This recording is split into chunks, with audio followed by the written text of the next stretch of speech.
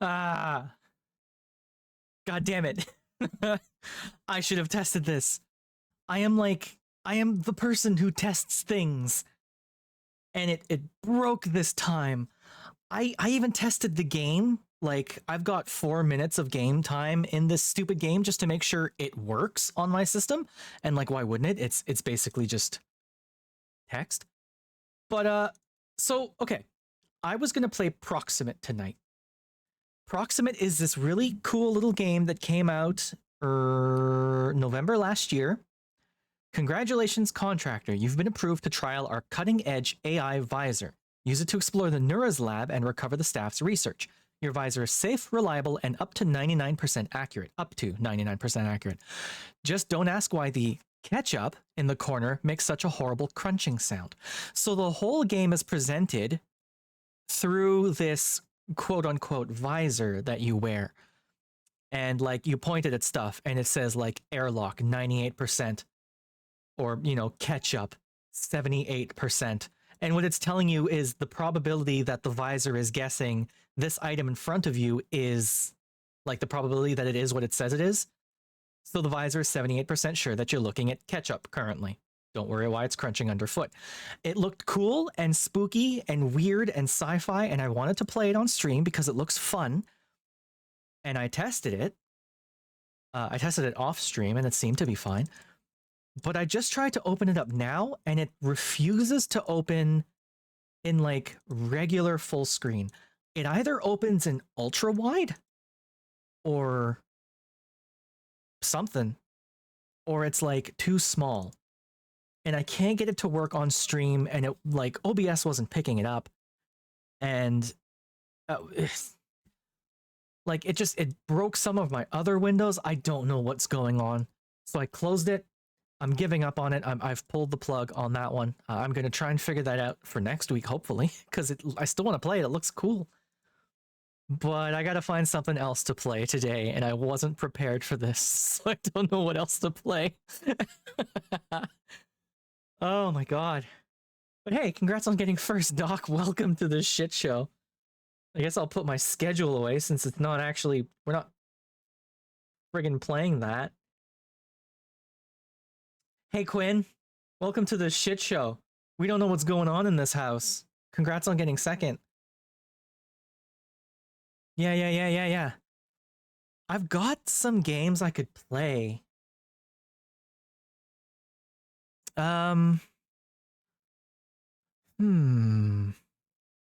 What else could I play? I mean, the meme joke is I could play Uma Musume, right? I haven't done my career training yet for my horse girls. But Balatro, I don't actually own Balatro. I never picked up Balatro because I don't care for roguelike card games, I've watched people play it and it looks funny enough, but I've seen enough of it played to know that I don't know that I would enjoy it in the long run, I don't typically like roguelike games sort of in general. Maybe I'm boring. There's a few of the bigger game like genres that I just don't really go for. I'm not a huge fan of roguelikes. I don't like Souls-like games, typically. They're not my favorite. A special kind of masochism. Yeah, maybe that's part of it. I play games to chill and or get a fun, weird story. So what could I play instead? Is my music too loud? Just turn that down a skosh. There we go. That's a little... Music's fine? Okay, cool. Yeah, I don't know. There's a few games out right now that I'm sort of waiting for them to get, like, better. Nitrogen Omega is really, really cool, but it needs time to cook. Like, it's in early access, and it's definitely in early access, It's just got some stuff that it could use, but it's not quite there yet. It is very, very cool, though. I guess if I wanted to stick to like weird sci-fi game, I've got a few of those. I Was a Teenage Exocolonist I've never played before. This one gets a lot of good reviews. I've got Tacoma, which I never played, which sounds similar to Observation. I own Control. I guess it's set in the same universe as the. Is it Alan Wake? It's Alan Wake, right? And I know Firebreak something or other just came out. I know nothing about this universe. It sounds like it's SCP adjacent. But I own it. I've never played it. Got Death Stranding. I never actually finished this one. I think I got like 20 minutes into it and then put it down, and I just did that thing I do. I don't know. We could just drive some trains around if we want to just get real bored with it. Drive some Japanese trains around. I could just go back to observation. Hmm. Hmm. I don't know.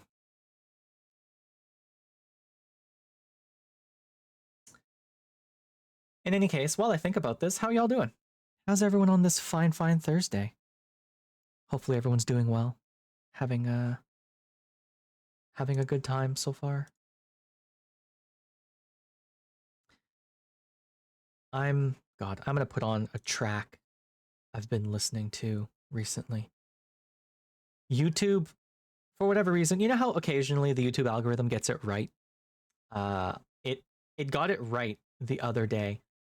So it offered to me a song from a music group I hadn't heard of called Humpback. And I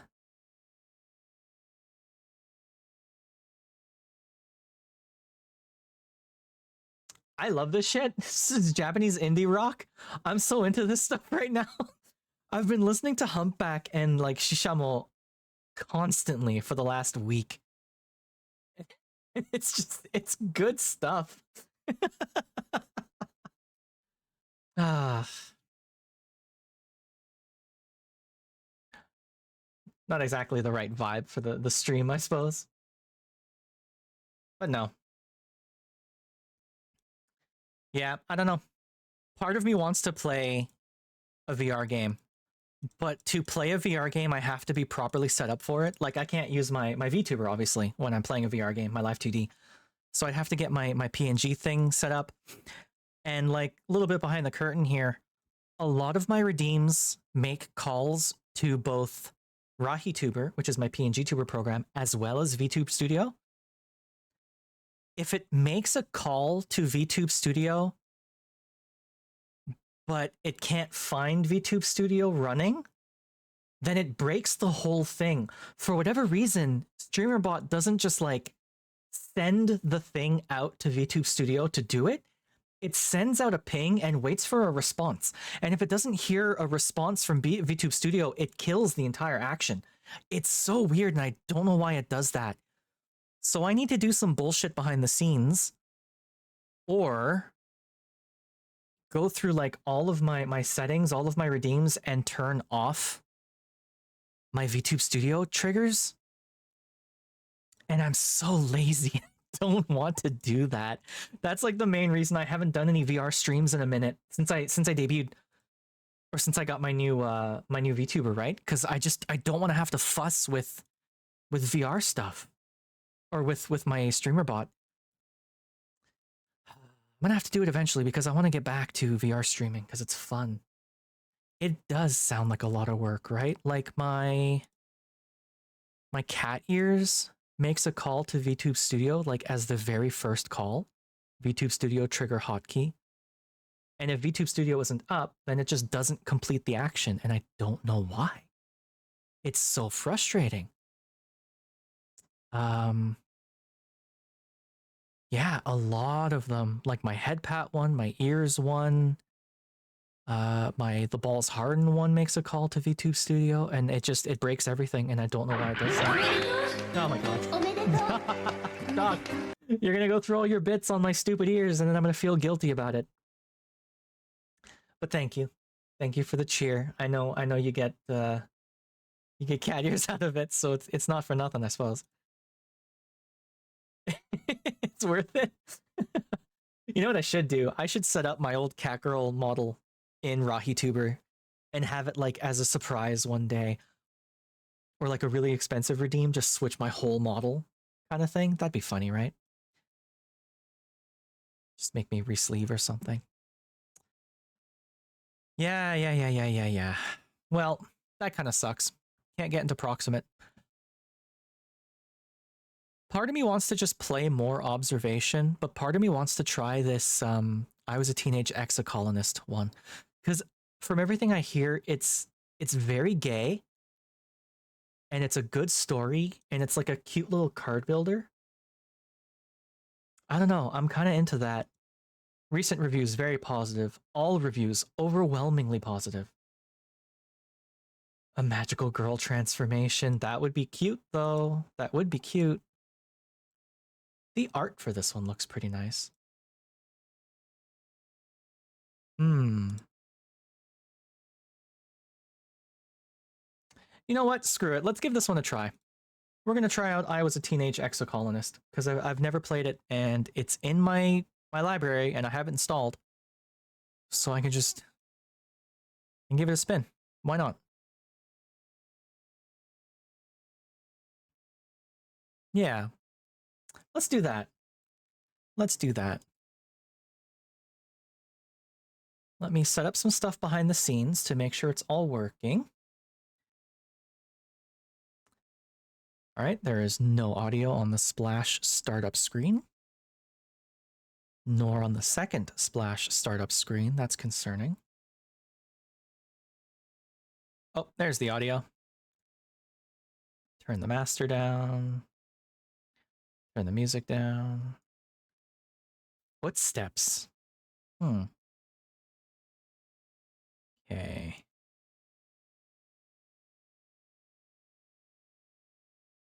All right. So this should be okay. Controls. That is a lot of controls. It's all right. Graphics. We've got quality. It doesn't look like a hard game to run, so this should be all right.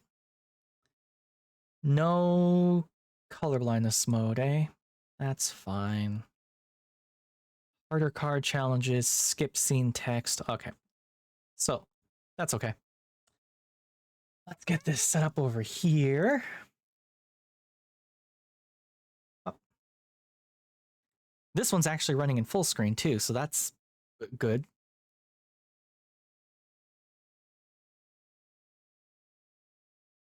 Exclusive full screen windowed.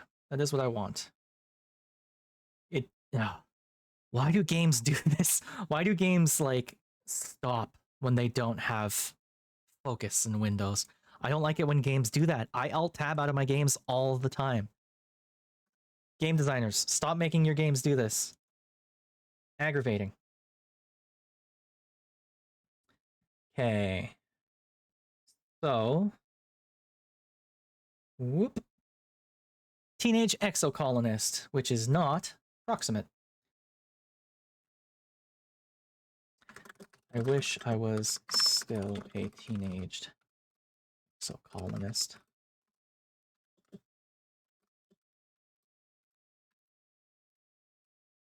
There we go. Boop, boop. Boop. Started playing mech games with one of your friends. Now you want to get into Gundam, but there's so much and you're confused. Yes. Yes. I've got I've started watching Gundam UC, so the UC continuity. I started working through that, and there's just like hours upon hours upon hours of content just in the UC continuity. I've made it all the way up to, I think I need to start Zeta now. Like I think I'm watching it chronologically too, like not in release order. So I started with 079, gave up on 079 and watched the 079 movies instead because holy crap, that show drags. Finished 079 and then, worked my way through all the other ones. But it's a lot. It's a lot. Gundam's weird though, right? Cuz like it's mecha, but it's more about the politics, like the socio-political issues being brought up, and the mecha are really just there as a vehicle for all of the politics that are happening, which is fine. But like sometimes I just want to watch a giant robot punch another giant robot, you know? Which is why I think I like TTGL more than Gundam personally. I'm a stupid kid, all right? They do look cool as hell. Yeah. And then was it Gundam Thunderbolt? Was the one with all the jazz? That one was kind of fun. TTGL, Tengen Toppa Gurren Lagann. AKA the one that the Ro Fight the Power is from. Kamina and all of them. Ro Fight the Power. Fucking TTGL is like a major part of my childhood. God, I love that anime. I rewatched it recently too. It's so good. It's really, really good. Okay, did I update all of this? Are you going to give me the thing? Yes, we are. Len is regressing in age and colonizing a planet, I guess. Okay. We're set. We are set and we are ready. We're going to do some audio manipulation real quick. Bop, bop. Turn that off. Okay. We got audio. We got me. We're gonna play some games. Now, I've never played this one before. I have never even started it before, so this is all new to me. Content warnings. I Was a Teenage Exocolonist is suitable for ages 13 and older. It does not contain excessive violence or explicit sex. However, it does deal with mature topics which will be uncomfortable for some players. There are many ways to live your life on Vertumna. And just like in real life, some choices can lead you to dark places. Broadly, content warnings for the game include the following. Select one to learn more. Character death. Who dies exactly? Children in peril, animal cruelty and death. Oh, I don't like that. Bodily harm, implied sexual content, drugs and alcohol, violence in text, mental health and trauma, domestic abuse, and traumatic global events. Well, hey, there you go. That's fun. I've never seen a game have content warnings like right at the front with explanations. Yo. Characters are seen drinking alcohol and consuming mild hallucinogenics. Some may be under the age they are legally able to do so where you live. Your character may be offered substances, accepting them is optional. In the barista job route? Job route? What is this game? Okay. I guess let's find out, eh? Y'all ready? Here we go. I don't know if I need to narrate this one. I might be narrating this one a lot. Ooh. It is very, very quiet all of a sudden. Hold, please. I swear it was a lot louder earlier.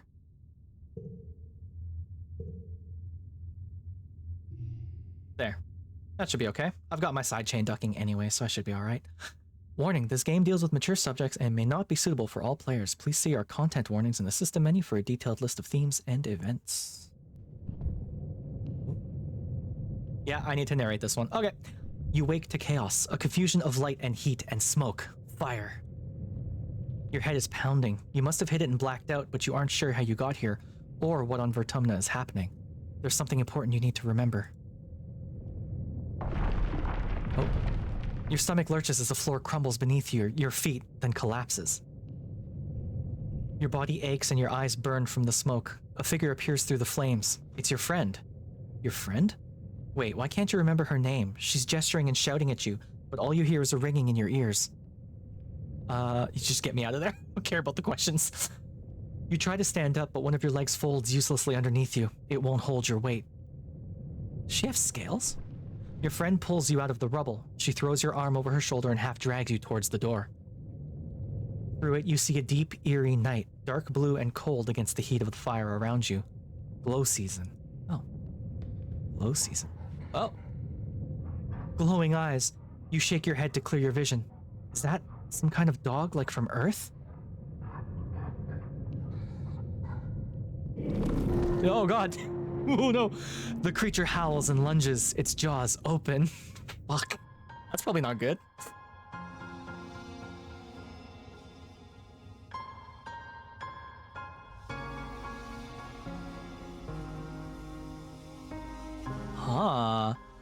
I am so far.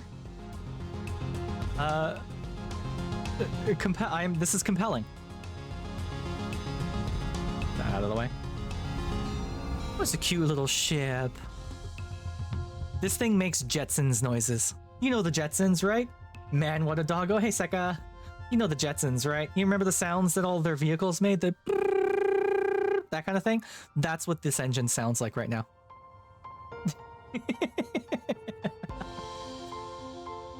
You are born on the Stratospheric, Earth's first colony ship, halfway through its 20-year voyage to a wormhole at the edge of the Sol system. Oh. Halfway through its 20-year voyage. So we're doing sort of generation ship. Not really a generation ship, but like 20 years is a good stretch. Hey, my mom's kind of hot. Lulu?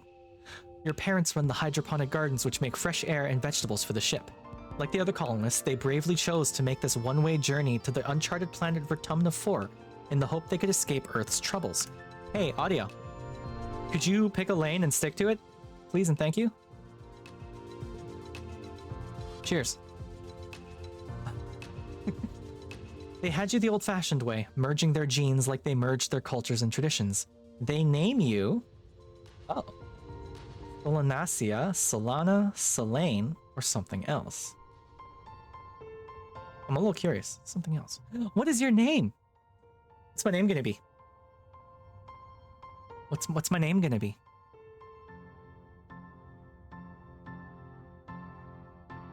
Hey chat, I'm gonna let you pick my name. Stepinator? Okay, well. Lawn? Can I put spaces in here? I can.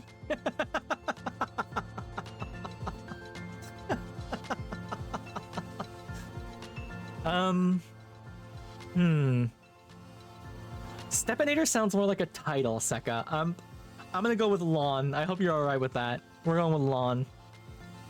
Maybe if I can get a title later, I will call it myself the Stepinator. Or if we get like a ship later or something. I promise I will use the name Stepinator somewhere. Lawn the Stepinator. I totally can. Lawn the Stepinator. My parents were weird. Oh my god, they let me name it. I'm cute! Whoa! Wait. Masculine in late teens, androgynous in late teens, feminine in late teens. Yo! I can actually... Is it actually a slider, or is it just 1, 2, or 3? That's the question. Right? This is so cool. Use the sliders on the left to choose pronouns and late teens appearance. These can be changed at any time? Fucking sign me up. Okay, I'm gonna go andro leaning femme. I'm hoping that's what that means. I don't know if this is like, you know, this, or this, if it's trinary, or if there's actually a slider to it. Because that's fucking cool if it isn't. I can customize this? What the fuck?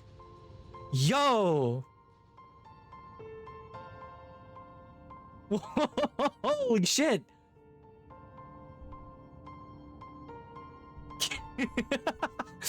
Them, her, him.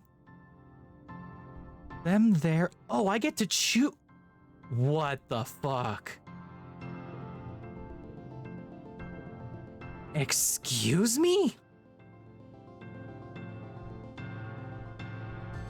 Body, woman, man, parent, mom, dad, teen, woman, man, person, lady, man, runner, partner, captain, dudette, cowpoke, friendo. Hold on. Oh, okay, I can only customize if I'm in the they, them area. Holy shit. This is incredible.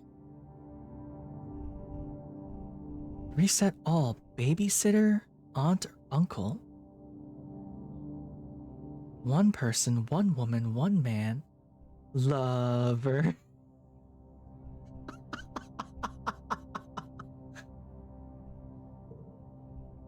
autofill with singular they is.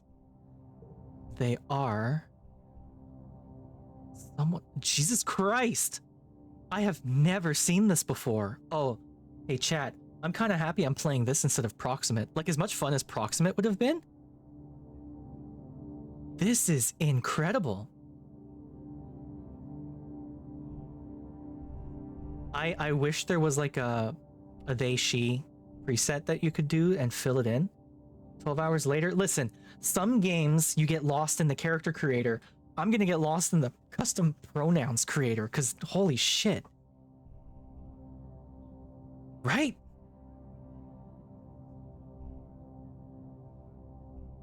Give them their God almighty. Okay, you know what? I'm gonna leave it be. We're just gonna stay straight androgynous. Not gonna worry about it. Let's see what happens. You're a bright-eyed child with an active imagination, sometimes too active, your mom says. Blah blah blah. Ah!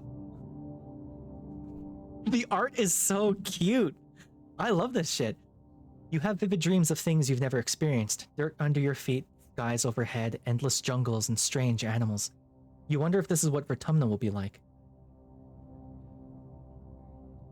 Yeah, right? Right.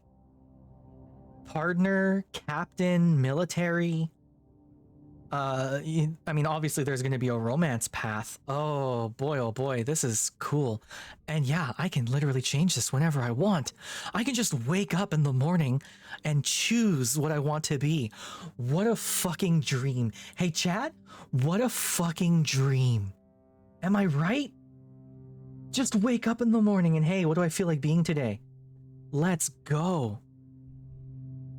This fucks. I'm into this so much.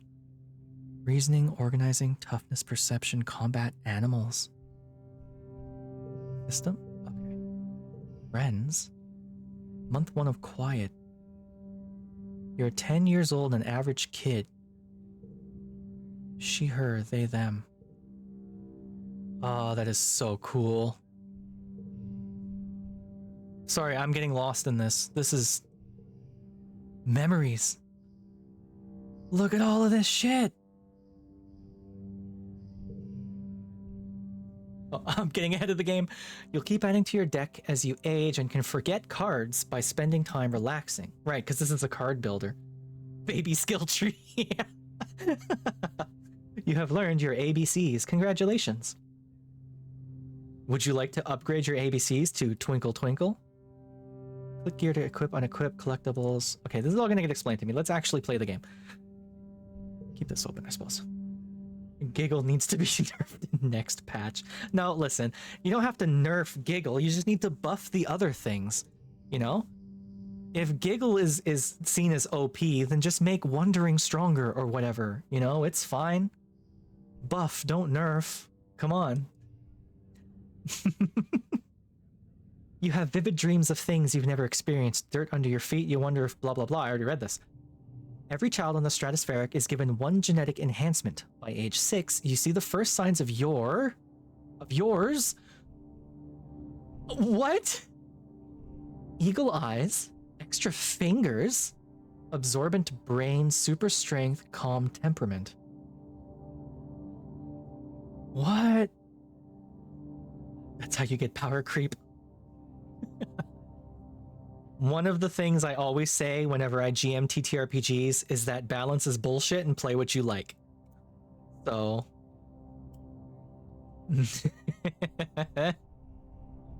or at least, I try to say that. Sometimes I falter a little bit, but we'll see.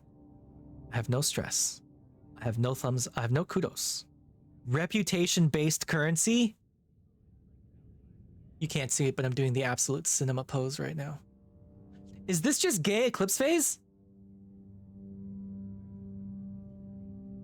Did I accidentally just find gay eclipse phase? Because if this what this is, then I'm 100% fucking here for it. What the hell? Oh my god. This rules. So what do I have?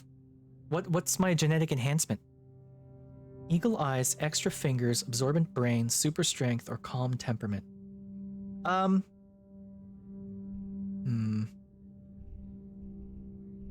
Or nothing at all. I mean, could be interesting, right? Being a flat. But who wants to be a flat? I'm already a flat. I don't want to be that. I want extra fingers. I think extra fingers is funny. You're getting extra fingers. +1 skill on the challenge. What does that mean? +1 to skill reward at end of social yellow challenge only if you win. Extra fingers. Okay, cool. You've heard that long ago having a 6th finger would have been something you'd hide or even remove. But Antecedent says some of the best musicians back on Earth have the gene for extra fingers just like you. Whoa! Okay. The gay eclipses rises in the sky turning your men in the game was. Hey, I mean, you know. You're also very good at making crafts, which you do with your friends. Oh, I can scroll. Okay, cool. Which you do with your friends. Energetic and loyal Anemone, tough and gentle Cal. I'm guessing this is Anemone, this is Cal. This is Mars. This is Dees. Studious and mature Tangent, shy and sweet Tammy. I don't know who those are.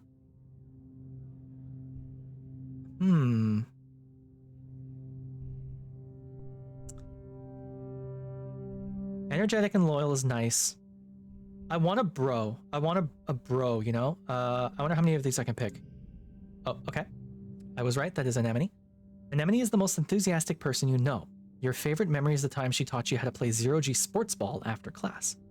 She never means to get you into trouble, but somehow you always seem to find it together. That's not right. Let's see. How about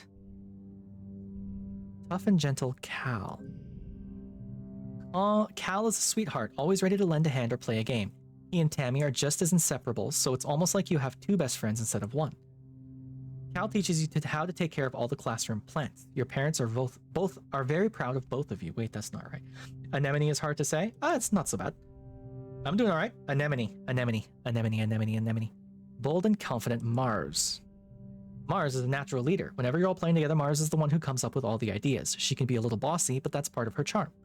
She always organizes fun stuff for the kids after class. You're both founding members of the Secret Fun Times Club. How about Dees? Dees nuts. Oh no, wait, no, you're not dumb. Okay, here's the real thing about Len. I studied biology with the aim to get into marine biology or aquatic ecology. So, like, I have a lot of practice saying the weird water animal and plant names, you know? Had I not done that, I definitely would have tripped up on the word anemone. But, yeah. I have a bachelor's degree in biology, and I use it for nothing. It is an expensive piece of paper. I don't do anything with it.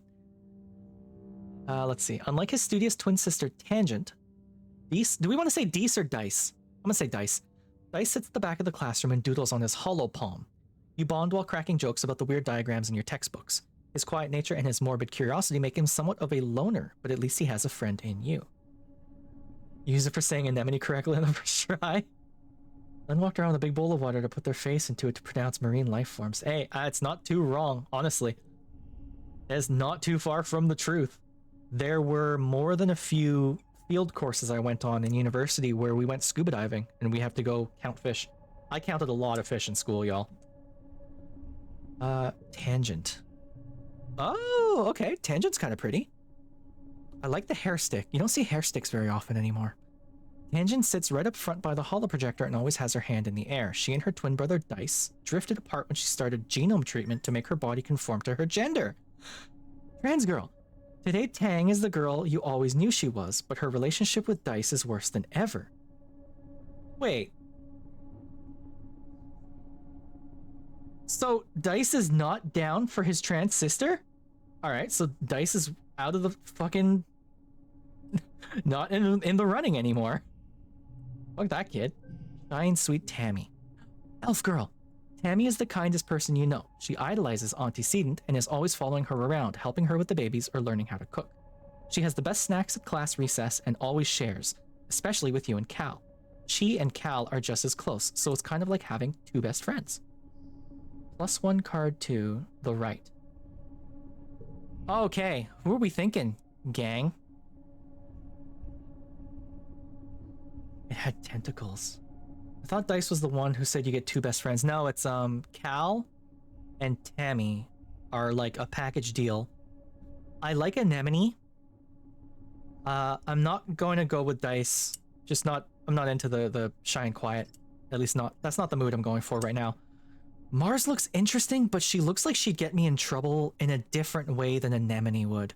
Anemone sounds like fun trouble, whereas Mars sounds like real trouble, you know? Tangent might also be fun. 1, 2, 3, 4, 5, 6. Do I have a D6 anywhere? I do. Of course I have a D6 kicking around. Let me open up my dice pack. Alright, I'm rolling a D6. Here we go. That's a 6. Tammy. Which is the one who comes with Cal. So, Elf Girl.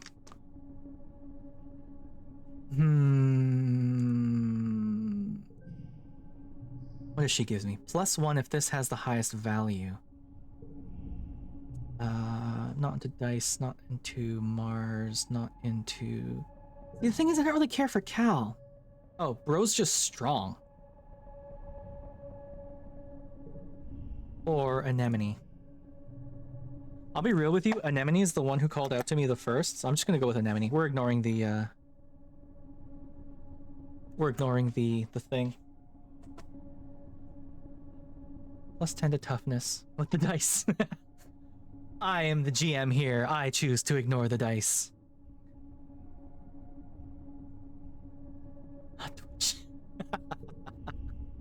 But then part of me also wants Tangent here.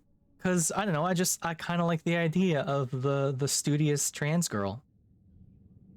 +1 if this has the highest value. Reasoning and engineering. What are my stats?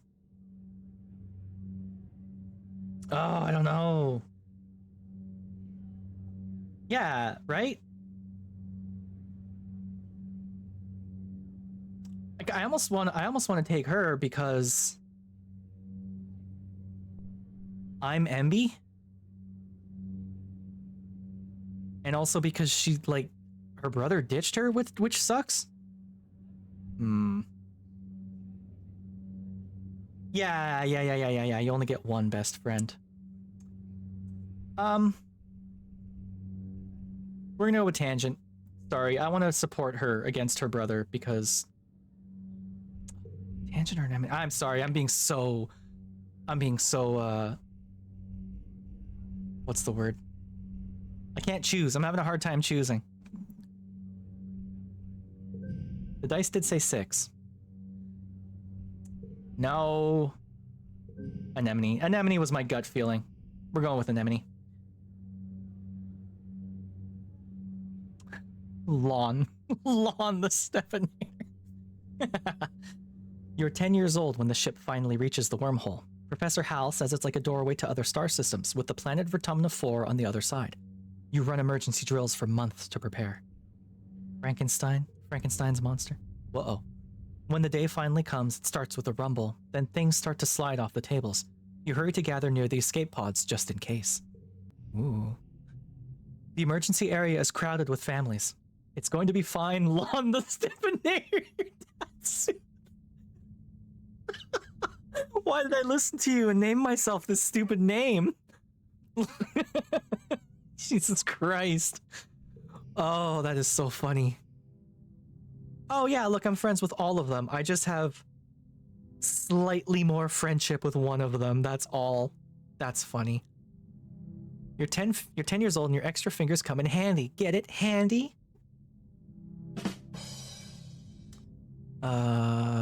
Creatively, you're a class of your own. Yeah, I can change my name. Holy shit.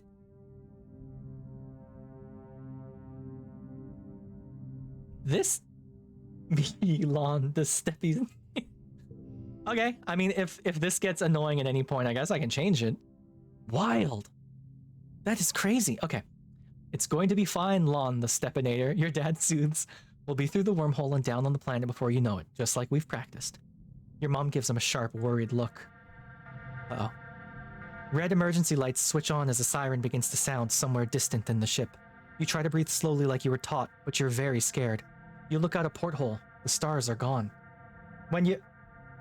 Spookums! Boigus! Wait, when did I say hold on? Wait. Shut up. When did I say hold on? Fucking... Okay. Alright. Hi. Did it to be a bitch? I actually did say hold on earlier like 7 times, so it's okay. Hi.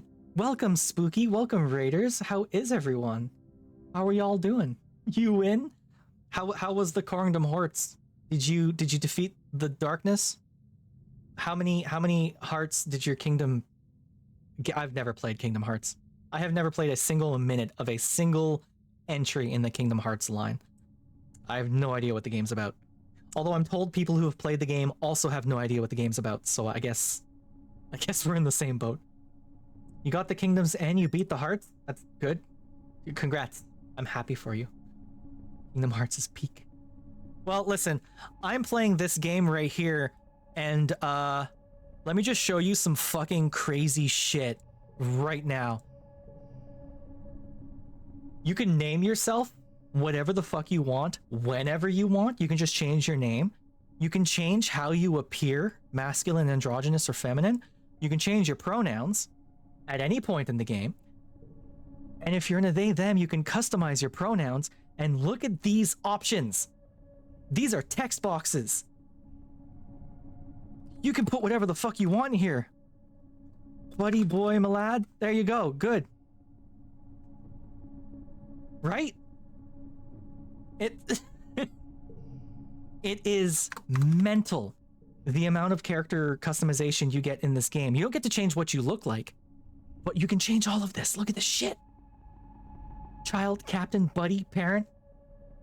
Clem. That ain't it, bro. That's not cool.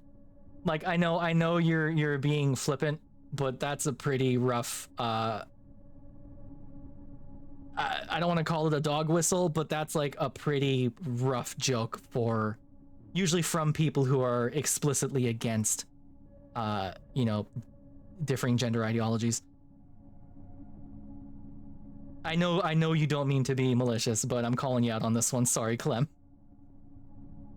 Yeah. It's not a great one.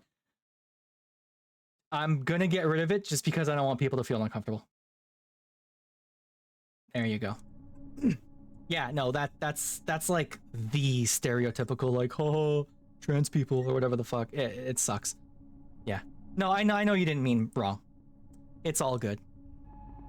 Yeah, but like, look at this. Cowpoke. Cowpoke is one of the possible pronouns. I'm already super in love with this game. So yeah, hi Raiders. I guess you just got an idea of what I'm about in this channel.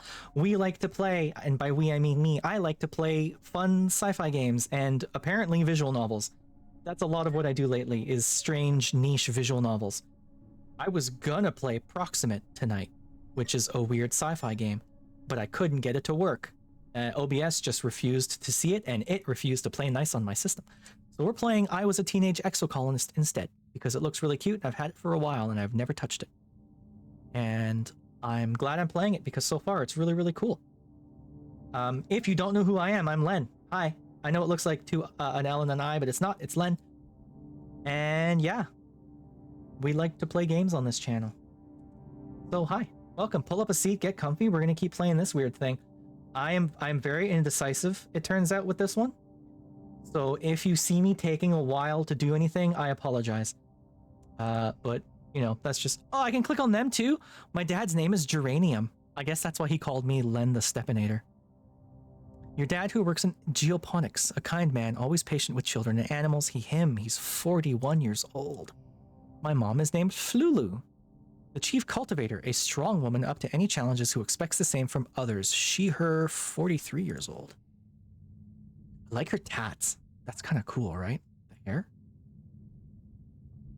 Very, very cool. When you're frightened, you. So the story so far is I was born on a I don't even want to call it like a colony ship or a generation ship. It's a colony ship. We're going to a different planet called Vertumna 4. I have 6 fingers on my hand because that was a thing I got to pick. I've got a friend named Anemone. I have a friend named Anemone. I was very indecisive, as you can see. There's Anemone. And we made it to the wormhole to get to this planet. And now, some stuff is happening. So red emergency lights, blah, blah, blah. When you're frightened, you put on a tough face, get in touch with your emotions, or think of a game to play. When I'm frightened, look inwards, right? I'm gonna get in touch with my emotions. You bawl like a baby. It feels good. Stress cry as a card. Oh no, I feel like this game is gonna be very, very illustrative of who I am as a person. Oh, by the way, yeah, if any of my viewers know the TTRPG Eclipse phase, so far I think this game is just gay Eclipse phase, which I'm 100% here for. You aren't the only one. Nearby, your classmate Tammy has tears streaming down her cheeks. Mars is trying quietly to console her. She sighs as your crying makes Tammy wail even more loudly. Your dad puts his arm around you as you let it out. You wait. The shaking builds. Then everything starts to get very weird. The hallway stretches, and you're stretching too, your arms impossibly long. Your head feels like it's slowly filling up like a balloon and contracting down to the size of an atom at the same time. Is this the wormhole? You hear the distant ominous squeal of metal giving way as the ship shudders and lurches in slow motion. The weirdest part is a sense of deja vu. You're sure this has happened to you before, and you know somehow that everything is going to be okay. Uh-oh, here comes Spooky with the bullying. Spooky, congrats on 3rd. Spooky, you can't do the med check, because you know I did it during your stream. You yelled at me to take my meds during your stream. Good lord.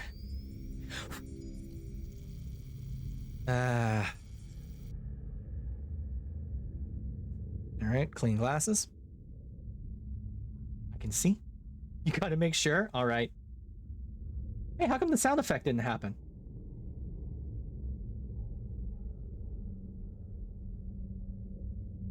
Why did the sound effect not happen? The shot. Did the gunshot sound happen or no? Actions, history.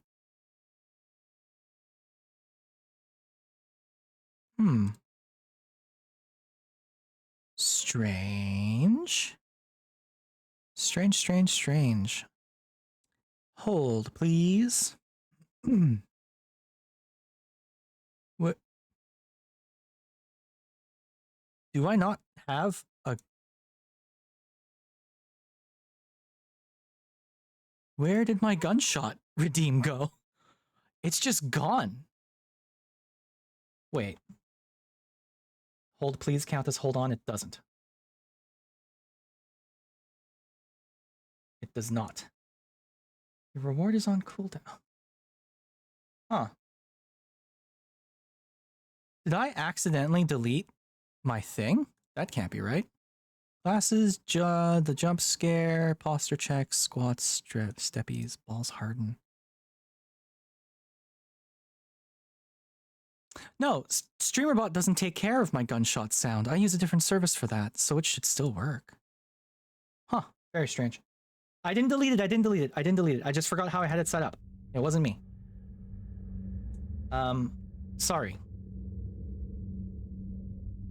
But the rest worked. Here, I'll Good job. I'll refund you for that one. There you go. Oh, how nice it must be to have a mod who can take care of this stuff for you. Not me. Alright, here we are. You know somehow that everything is going to be okay. The shuddering reaches a crescendo. You hear an impossibly loud crunch and feel weightless for a few seconds before gravity slams you back against the wall. At first, you black out. As you slip unconscious, honk, you feel yourself twisted out of time. It's today, yesterday, and tomorrow all at once. And more than just one tomorrow, lots of them. Different tomorrows. Who's she? Is that Mars all grown up? Damn. She filled out. You find yourself in a place that you know from your dreams. Tilled fields, dramatic ridges, and a stranger, but also not a stranger, grinning as she grabs your hand. Hurry up, she says. I'm not going to let you miss this. Distantly, you can feel the ship's shaking has stopped and hear your parents' worried voices. Feeling safe, you slip further into the warm embrace of the stars. You drift. Uh-oh. Gradually, your consciousness reforms. You wake up in the medbay. What a pretty medbay. The medbed under you plays a soft tone and an automated voice speaks. 2 weeks have elapsed. The patient's cranial injury has completed healing. They may now be safely discharged. All I can think of is that I know, based on where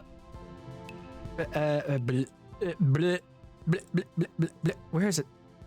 Based on this, that if I had changed this to something different, it would have said something different. I wonder if I can change it right here. Let's go with a basic she for now.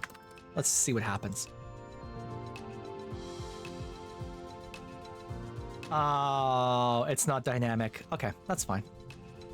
That's okay. As the fog lifts from your head, you realize something seems different about this room. It's so bright. You try to focus on the window. Something is definitely different. Sunlight, trees, ground. Instead of the familiar blackness of space, bright light from twin blue and yellow suns is streaming through the windows. You peer out and see fields, glass-walled domes, and walls ringed by giant mushroom-like trees. There are construction materials everywhere and people walking around outside on the ground. We made it. You better get out there and join them. Here are my cards that I'm getting. Do I rush outside to start my new life, or do I cautiously step outside to my new life? I'm gonna rush. Let's go. Oh. Oh, I've got like... Oh. Oh, weird. Oh. Tammy jumps as you step out of the ship's quarters behind her. You're awake? Are you all better? You better go see your dad. She points southeast towards some geodesic domes. To walk, click on the ground. Click on characters to talk to them. Ah, it's like a point and click. But I can also WASD. I can WASD my way around. Can I go back inside? I can go back inside. Just turn my ass around. The ship's quarters are where everyone sleeps, eats, and hangs out. The private bedrooms are small. You share one with your parents, so colonists spend most of their time in the big common area. There's a lounge and cafeteria and a creche where all the little kids and babies are raised communally. Cool. Creche. Hi, Tammy. Tammy looks concerned. You slept for so long after you bumped your head, she says. I bet your parents were worried. Your dad is working over in geoponics near those domes. They're called greenhouses. I would go with you, but, well, this is as far as I've been from the ship since we landed, Tammy stammers, blushing. It's scary outside. I should have listened to the dice and gone with her as my best friend. The balls hardened. The balls have hardened. Saru. Hi. I do miss how extravagant, like how excessive the balls harden was on my last model, on my PNG tuber. It was like extreme. It was a major balls harden. If I can figure out how to tie the thing to where my character is, I'll do that for sure. Or Tammy. If she takes one more step, this will be the furthest she's ever been. So can I like... Oh yeah, I can click in and move. Cool. What's this? Command is a warren of long hallways with doors off to tiny, nondescript offices. Everyone you pass seems to be hurrying off to something important. The end of one hallway opens into the supply depot, which works as both requisitions office and general store. Beyond it are the cavernous warehouses stacked high with supplies from Earth, now being gradually unpacked and distributed. View the notice board. Colony food shortfall, minus 100% low? So does that mean we don't have a shortfall? Or we're out of food entirely? We can't be out of food entirely, we just landed. Colony security ratings evaluating. Upcoming events. We'll be hosting our first annual Vertumnalia Festival during the second month of Dust. Take precautions outside the colony boundaries. Xenofauna have been sighted in the area. Survey teams are investigating. Governor Udicott, command. Chief blah blah blah. Chief Engineer Instance. Chief Cultivator Flulu, Antecedent Melatonin. Chief Rhett. Fun names. Ads are starting up in just a moment. I apologize. I'm not going to be stopping for this one because I am enjoying this game and I want to just keep going. So, we're just going to keep going. There are ways to get past the ads though. Please employ them. If you're on a browser, super easy. Just use picture-in-picture. What is this? Engineering. Huh. A low throbbing noise comes from the engine room, which provides power to the colony. Other corridors lead off to the teaching labs and med bay. You know the route to your classrooms well, but the rest of this wing is off limits to children. Congruence, the ship's onboard AI, beams down at you from a nearby holoscreen. Don't forget to study hard, Lon the Stepinator. Hey, by the way, I named myself Lon the Stepinator thanks to Dr. Octagonopus and Seka. They have cursed me with this name. She's my favorite character so far. I have no qualms telling you this. I like the pretty AI lady. Or AI person, I suppose. Genderless. Which I am into. I am into that. Stables? The garrison, a small team led by Security Chief Rhett, was enough to keep the peace on the stratospheric. To stay busy, they also ran the exercise gym and sports ball courts. Here on Vertumna, the garrison has expanded fast.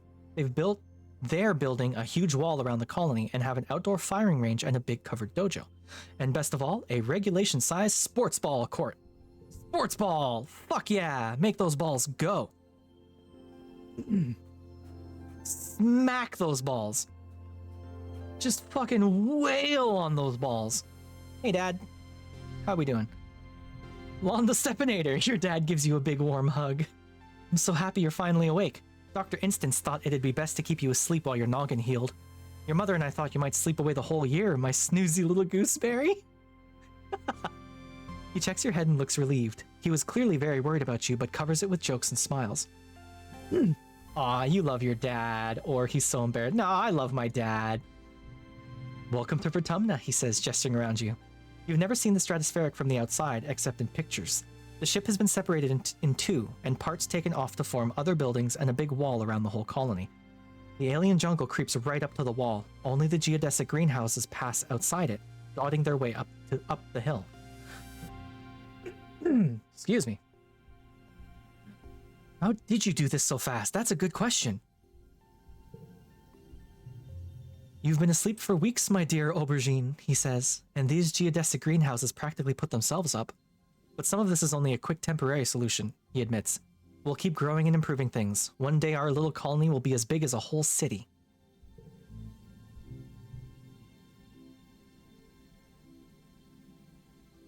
I keep picking games that I need to narrate the entirety of. And then I complain about it. And then my throat gets all phlegmy. But I keep doing it, so maybe it's not as bad as I think, right? Also, holy shit, hey, Spooky, I forgot to do the thing. Thank you so much for the raid, and also, go take a nap. Because I know you're always exhausted after your streams, because you do long streams, bro. Like, your streams just go and go and go. I don't know how you do it. So, yeah. Go get comfy. Put me on the screen again. Put me on your TV. Pass out on your couch and watch me. Do it, Spooky. Do it.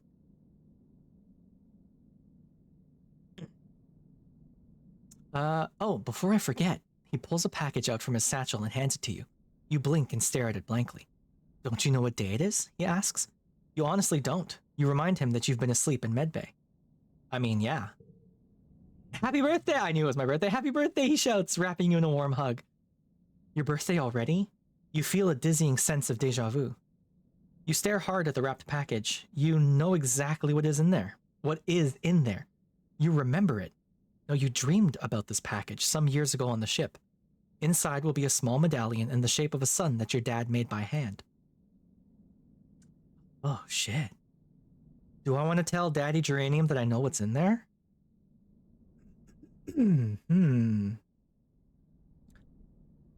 Papa, open the package. Oh, how did you know this? It's exactly as you imagined, as you dreamed. A feeling of panic rises in your throat. Your hand shakes. But how?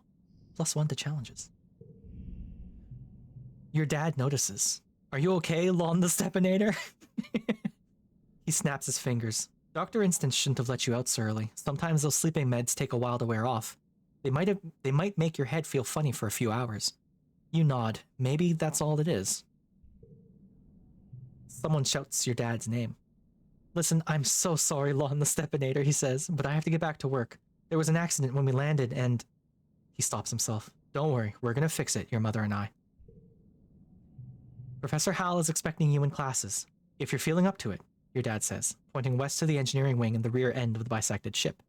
Then he points to the large doors you came out of earlier. Or you can relax in our quarters until you're feeling better. We'll talk later tonight, he says, then kisses the top of your head and ruffles your hair. Have a wonderful birthday, Lon the Stepinator. I love you. Give him a thumbs up. Okay.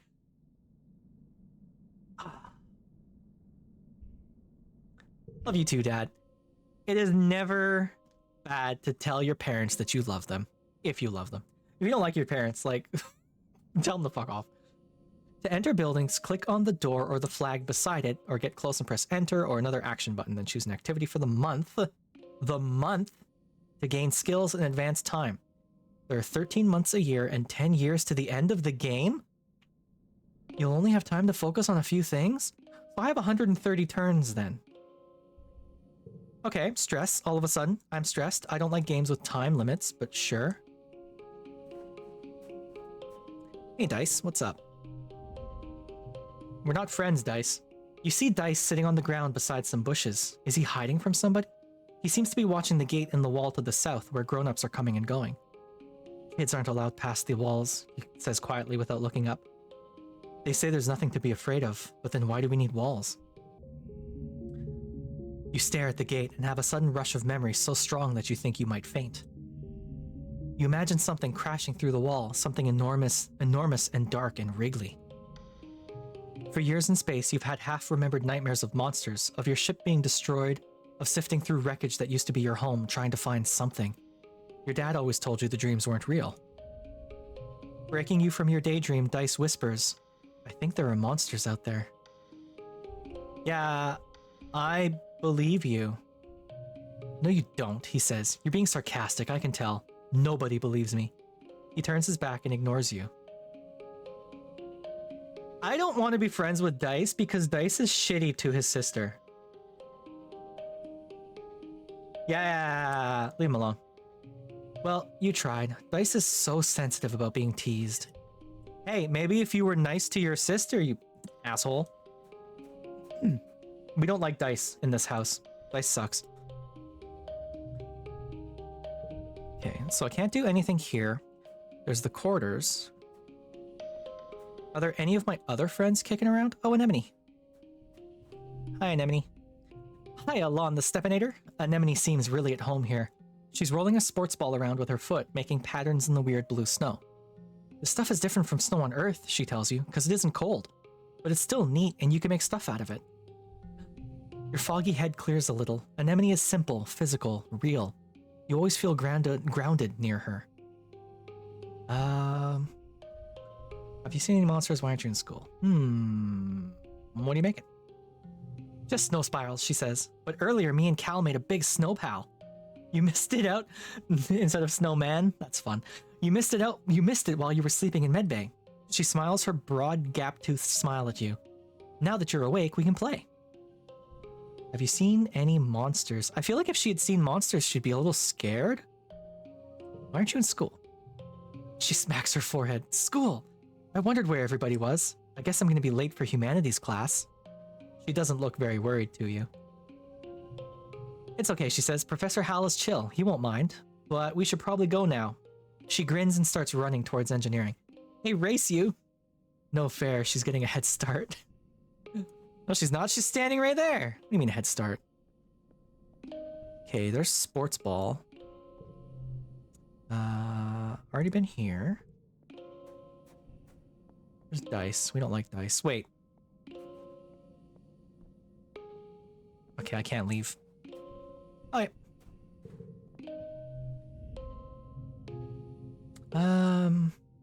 Oh. A low throbbing noise comes from the engine room, which provides power. Don't forget to study hard. I already read this part. Pick an activity to do this month. So we need to... Look at all these baby memories I've got. I've got 2 gigglings now. I've got my medallion. I have no collectibles. Friends. Oh, I can be friends with congruence? That's interesting. Or I've just met congruence. I suppose that's it. Oh, she, her. Okay, she does go by she, her. Works for me. So what do we want to do? We want to... The fact that I have, where is it? Character trait. Where are the rest of my cards? Oh, here it is. +1 skill on the challenge. Social challenge. So I can either do that, study humanities, or I can study life sciences. Oh, it tells me. +2 to biology, +1 to reason, +1 to friendship with tangent, +15 stress. Or +2 to creativity, +2 persuasion. Wait. Biology and reasoning, creativity and persuasion.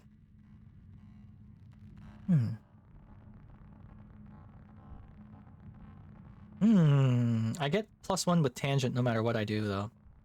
I mean, I rolled for this. I may as well, right? Welcome, Lon the Stepanator. Professor Hal greets you. I hope you're all warmed up and ready to study the glorious humanities. History, literature, language, media, and philosophy. And yes, if you're lucky, we'll have a little ancient Earth poetry, too. He seems excited about that last bit. By the way, if anyone is interested in taking engineering classes, please register through Congruence's scheduling system when you have a chance. She'll be helping me teach them. I can't have time with the AI? Cool. Today's assignment is an easy one, Hal says with a yawn, because I was up late repairing Congruence's subterminal and I could use a nap. I'd like you to write an essay on what the Vertumna colony means to you.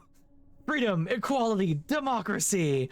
Ba ba ba ba ba ba.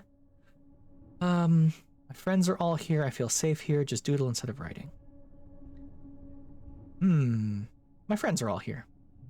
You write about all your buds and the fun things you do together. When Hal wakes up from his nap, he asks a few students to read their essays to the class. Mars is annoyed that you hardly mention her. Well, you aren't really friends, so... Well, fuck you too then, Mars. What's your deal? Get out of here. Fucking kids. Whoa. When you work or go to class, you'll play a quick card challenge as the month passes. Move cards to fill the 5 panes and make the best hand you can. Yes, order matters. If your total in the circle on the right reaches the goal value, you win. Depending on the cards, some challenges can't be won, but you still get a reward for doing your best. Bonuses for flushes, same colors together. Bonus for pairs, same number together. Huh. Hey, Dusty. Welcome, welcome. Bonus for straights, increasing from left to right. More cards in a flush, pair, or straight, the higher the bonus added to your total. Cards can also affect each other and can be rearranged to find the best total score. I am not okay. Dusty, I was mostly joking. Like, I was pretty much mostly joking. But thank you, that's appreciated. 1, 2, 3, 4, 5, 6, 7, 8, 9, 10. Alright. Okay. So my goal is 5. And I've got these 5 cards. But wait, I don't have enough. What does this do? Nothing. Show high tutorial. Okay. Studying humanities. I guess I've got 2 pair. Head pats. Head pats, head pats, head pats, head pats. Up, up, up, up, up. Oh, I win. Why? Why do I win? +1 for a flush of 2. 1, 2, 3, 4, 5, 6. I understand. 2 of a kind. Oh, interesting. Hey, Quinn, you wanted me to play Balatro earlier, right? This is kind of like yay Balatro. I'm just gonna keep using that modifier. Win! Press the win button. Victorious, you worked well this month. +1 creativity. Your skills increase when you work or go to school, with extra skills if you win the challenge, and a kudos bonus if you make the highest scoring hand with your cards. Working also increases stress, which prevents you from working if it reaches 100. To relieve stress, take a month off to relax in the quarters wing. Gay Balatro, just say Balatro. I have not played Balatro, so I wouldn't know.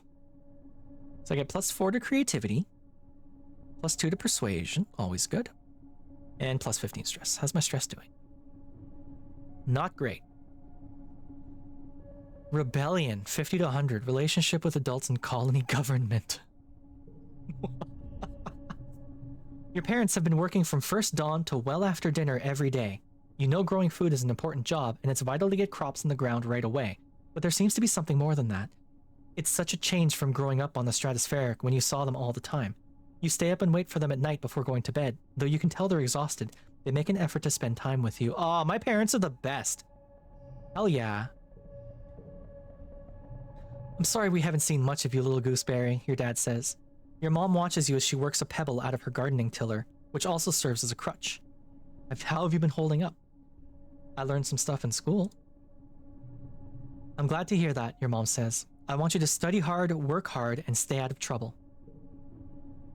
Your dad smiles. And Professor Hal will give you kudos if you get good grades. You can spend those at the depot once it's open. I know, or you know, says your dad, raising an eyebrow at your mom. I think there are a lot of different ways to learn, and school is just one of them. You can learn from working on a hobby or by helping a friend. Based, Dad? Your mom shakes her head and sighs, though you can tell she's trying to put on a gentle expression. We both agree that this colony is an experiment, and that means we're going to do things differently than on Earth. You're old enough now to start making your own decisions about your education and future, and if that means you find your own way, we'll accept that. Cool. Your dad puts a hand on your shoulder. We'll be proud of you no matter what you do. Try talking to your friends. They may have ideas for how you can spend your time. And come by Geoponics, your mom adds. We could use your help. Unlocked shoveling dirt in Geoponics. Oh, I'm gonna get swole. Early quiet. It is now mid-quiet. Hi, mid-quiet. Can I save? Oh, I can. Okay. You save. Save game. Lawn. How about we step in? Nice. Hey, for any new viewers here, this is what a lot of my streams are like, by the way. I keep accidentally, not so accidentally, picking games that I have to narrate the entirety of. I refuse to call myself a voice actor because I am not one. But people keep telling me they like my voice. So hey, if you like my voice, come hang out in my streams more, because it's a lot of this. It's a lot of me playing games that I have to narrate. Anemone. Anemone is bumping a sports ball with her wrists, trying to keep it in the air. Heads up, she shouts, and bumps the ball in your direction. Do a trick! You catch the ball with your wrists, bop it up, and headbutt it back to Anemone. She grins her huge, gap-toothed smile. Whoa, nice moves, Lon the Stepinator. Stupid name. You bounce the ball back and forth with her, trying to see how many times you can rally and keep it going. Anemone tells you about the new sports ball court, a proper regulation-sized court way bigger than the little zero-G one on the stratospheric. Her brother Calm is coaching the junior sports ball team this year. He's so great, she says. He's good at everything, especially spiking. He's coaching me to play awesome like him. You should come join us. I've unlocked Sports Ball. Can I talk to her again? I don't want to go to school, Anemone pouts, but I guess we have to. You know how to get there, right? Through the door in the engineering room behind me, the big thing with the rockets on top. I was blah blah blah blah blah. Want a train to done. Okay. Where to? Hey, Dad. Hey, fuck you, Dice. We're not talking to Dice. Hey, Dad. Hello, my little potato, your dad exclaims, smiling warmly. What have you been up to today? Playing in the fresh air. He breathes deeply and looks slowly around. Vertumna is magnificent, isn't it? You nod. Seasons, he shouts, throwing his hands wide. I missed seasons. Yeah, you were on a ship for fucking 20 years. Back on Earth, it got much, much colder, and the snow wasn't half as pretty as our spark snow. He sighs, stretching. You just wait until dust season. Both the suns will be high in the sky, and it'll be real hot then. You'll see. Mom! You find your mom hard at work setting up the greenhouses with a small construction crew. You've seen these plans pinned to the wall of your family's quarters for years now. These geodesic domes will house the more delicate plants from Earth, spinach, tomatoes, maybe even fruit. She takes a swig from her canteen as you approach. Looking for something to do, she asks. Remember, Lon the Stepinator, you're responsible for your own schedule now that we've landed. You can decide how to spend your time, so long as it's productive. So I don't want you playing 14 hours of Fortnite per day. She points towards the engineering wing in the back half of the Stratospheric's severed frame. Professor Hal's still expecting you in class, but a well-rounded education includes practical application. You're old enough to help with the work around here. She claps her hand on your shoulder. I've got another minute. Anything you need to know? That's a lot of questions. What are you doing in geoponics? Let's just start from the top. She looks down and nudges at the sprout growing between her feet. It's green, the color of Earth's plants. We're doing our best, she says, but it hasn't been easy. I just hope the potatoes and corn can handle the weather here, she says, glancing up at the sky. I hear it rains like hell in the wet season. Who decides what's productive? I think 16 hours of Fortnite would be a good use of time. Hey, I mean, listen. Our parents told us that, you know, to get through in life, you got to go to school and get a degree and get a good job and whatever. Meanwhile, there's like 13, 14, 15-year-olds out there who play Fortnite for a living and make millions of dollars a year. So, what the fuck, you know? There's that one kid on YouTube who like reviews Lego and makes $8 million a year or some shit. What am I doing with my life? God, I should have started streaming years ago. I'm glad I'm doing it now, but like, you know, I could have been big. I could have been something. I could have been someone. She takes a long look at you up and down. You're growing fast, Lon the Stepinator, but you're still too young for real farming. Instead, well, there's a lot of soil that needs to be hauled. 10-year-old who got a movie made about him? Jesus. I mean, it would suck to get rich that young because, like, your brain's just not built for that, right? Like, look at Justin Bieber. Like, that guy had some issues for a while in his 20s. It's just, money goes to your head. Now that I'm at the age I'm at, I'd love the money. Probably still would go to my head. But, yeah. But hey, you're all here, and you're all in the ground floor in my glorious Twitch, my glorious streamer career. One day, you can say, I knew Len when they were small. Or something. You could be trusted with unimaginable wealth. Sure. And other funny lies we tell ourselves. Seeing your disappointment, she nudges you on the shoulder. Don't pout, it'll help build those muscles. You'll need them now that we're out in the real world doing real work. Out here, we have to rely on our physical strength. She flexes her bicep. Your mom is really strong. Someone go get June. What's happening in engineering? I guess I run down the list, eh? Hal's teaching classes on life sciences, engineering, and humanities. If you pass all your tests, maybe he'll let you work there in a few years. Your father thinks you're old enough that school is optional. I don't agree, but I'll be honest with you, she says, gesturing to the fields. We do need every pair of hands we can get. If you want to work with me here in geoponics, I'd suggest studying life sciences. If you don't have a good grasp of biology and ecology, I'm going to stick you on shovel duty. What can I do in the quarters? If you need a break, she advises, you can visit the lounge and see your friends. But, she warns, raising a finger, I don't want to see you lounging around all the time. You need to work hard too. What's in the garrison? Security Chief Rhett is organizing a sports ball team. You used to play, didn't you, back on the ship? It'll be different here with the planet's gravity. Always Smool? Always Smool? Huh? Clem?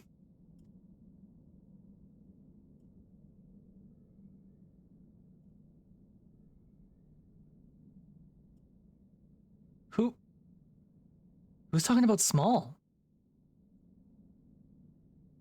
You don't have a... Always small? Oh, you need to work...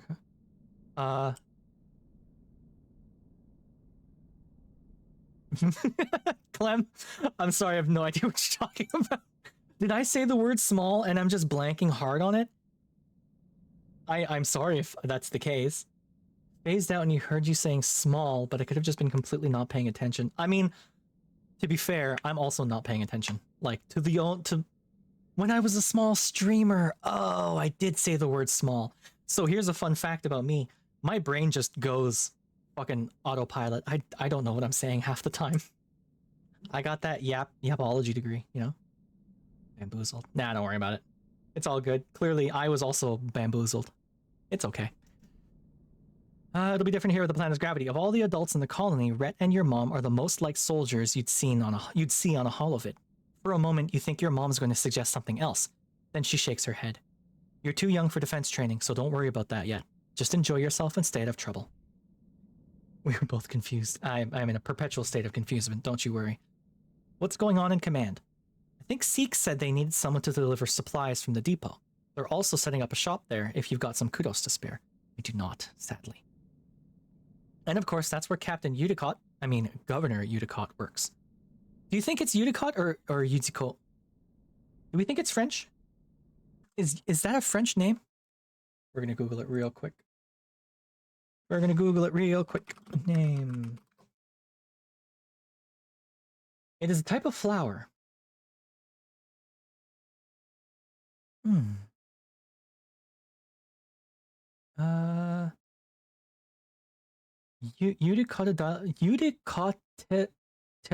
Udicotyledons. So I guess it would be like Udicott.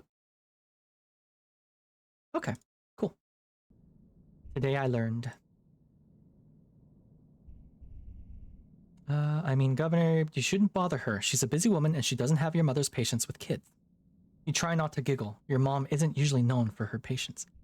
Can I join expeditions? Oh, you're too young to leave the colony. It's dangerous. She shakes her head. Your father would be worried. Would you not be worried? Hey, Ma. I'm getting that you're big and tough and strong, but I feel like there's no real, I don't know that my mom likes me.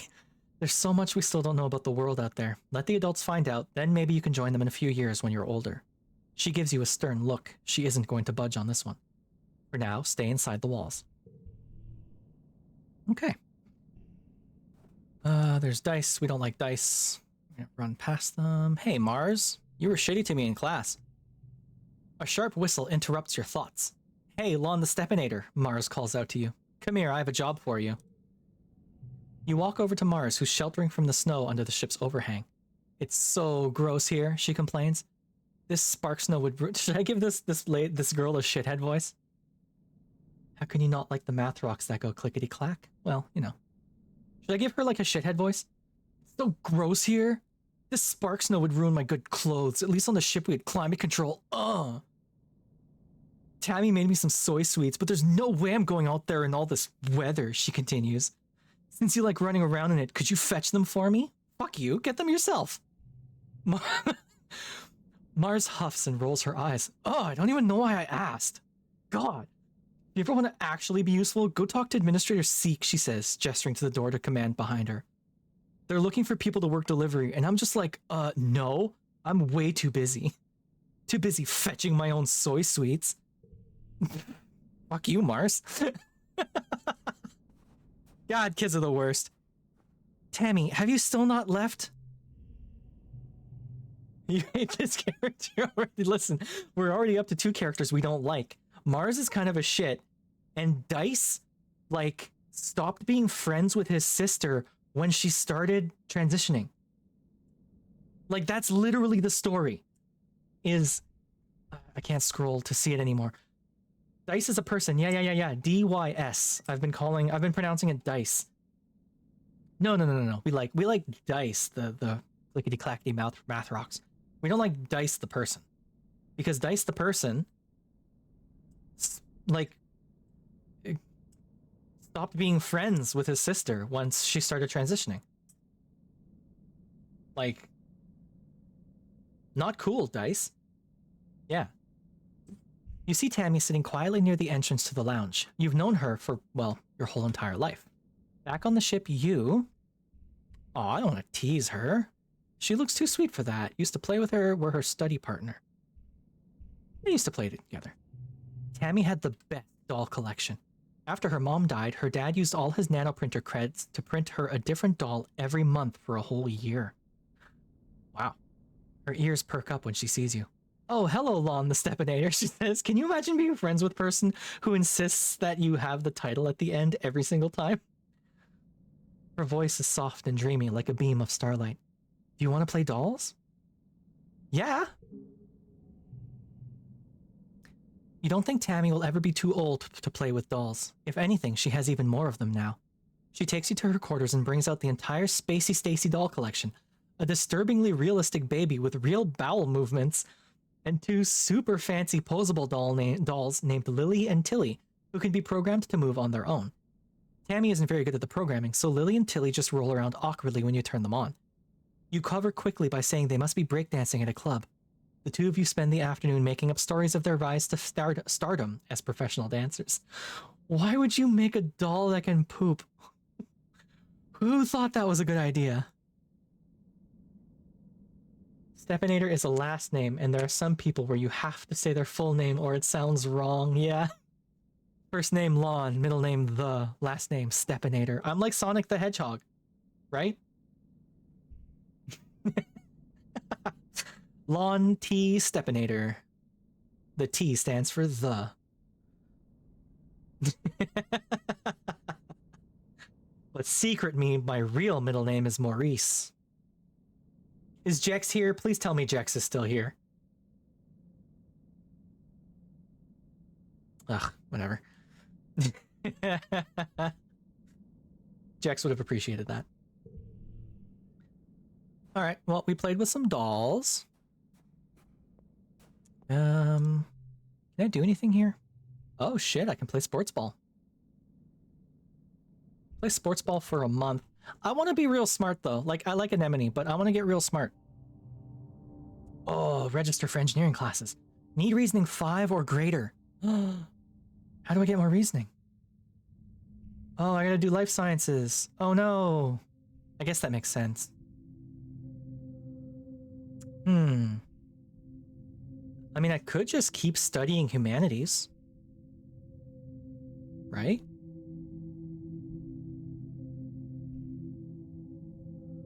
Let's keep studying humanities. I'm kind of into that. This month, you've decided to explore pre-holographic media on Earth, which is a pretty great excuse to kick back and watch movies all day. It's hard to believe that all movies used to be 2D. Boring. Feels too much like learning to be fun. Okay, here we go. My goal is 12. I've already got 1 thanks to my medallion. And I've got 2 colors, so if I do this, and then I've got 2 pair, and this. I did it! Now, just out of curiosity,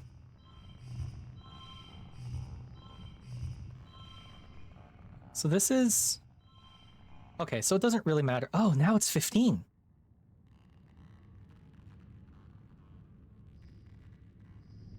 Because the 1 and the 2 are important.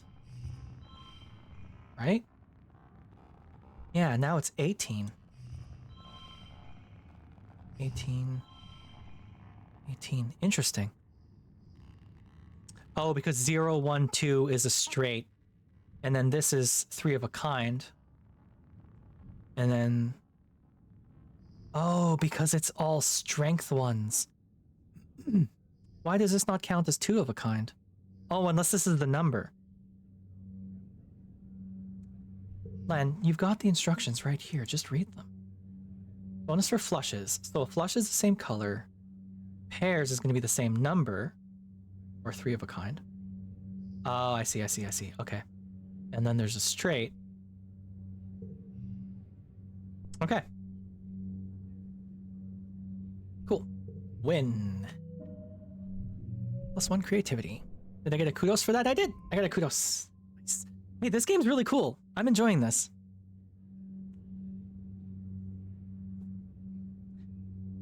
And the fact that it's got so many branching paths means I'm gonna have to revisit this one. You know? I got +5 creativity, +3 from the challenges. I'm gonna be very creative. +2 persuasion. I got a lot more stress. And I got a kudos. And I'm more friends with Tangent. This week, you had a few more bouts of deja vu, remembering what somebody is about to say or do just before they do it. Sometimes they actually do it, but not always. Weird. This morning, you were sure Professor Hal was going to trip on the uneven floor in the cafeteria and spill his plate of hash browns. You even told Mars to watch. He didn't, though. As Professor Hal walked away, his hash browns safe for today, Mars called you a liar and a dummy. Well, Mars, fuck you. Tammy grows up to be very pretty. I like the hair. At night, your dreams are all mixed up with stuff that you know can't be real. You're chased by monsters the size of buildings, only to be saved by strange people you've never met. You're holding hands with someone you love. You're crying as you help lift a shrouded body into the colony recycler. Everything seems so familiar, but when you try to recall their faces when you wake up, they're smeared in your memory like wet paint.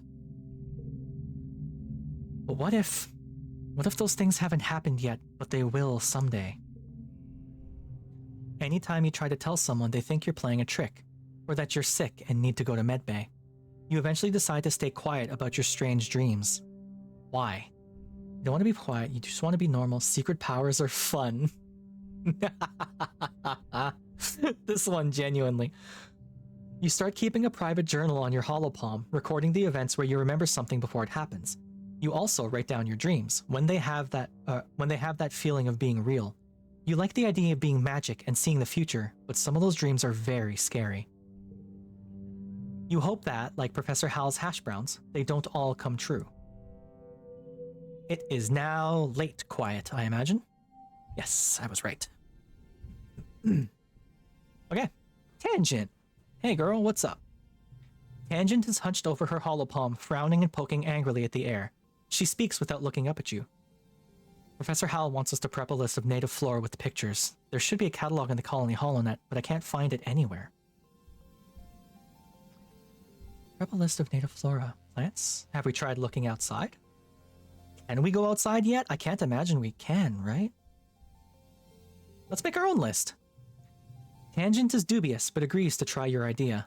The two of you run around your colony yard taking pictures of all the different vertumnant plants you can find and making up fake sciencey sounding names for them, like Wonkius shrubbius and Purpurus gracium. After an hour, you've categorized 51 different species. Tang doesn't think it's a very complete list or a very scientific method, but she figures you must have learned something. That's cute. You say anything else? Oh, have you gone outside the colony yet? Tang asks you. I hear all sorts of terrible things. Regardless, we're not allowed to stray from the gates unless we're on expedition. Tang rolls her eyes. Not that it stops my brother. Has he been going outside the gates? Dangerous.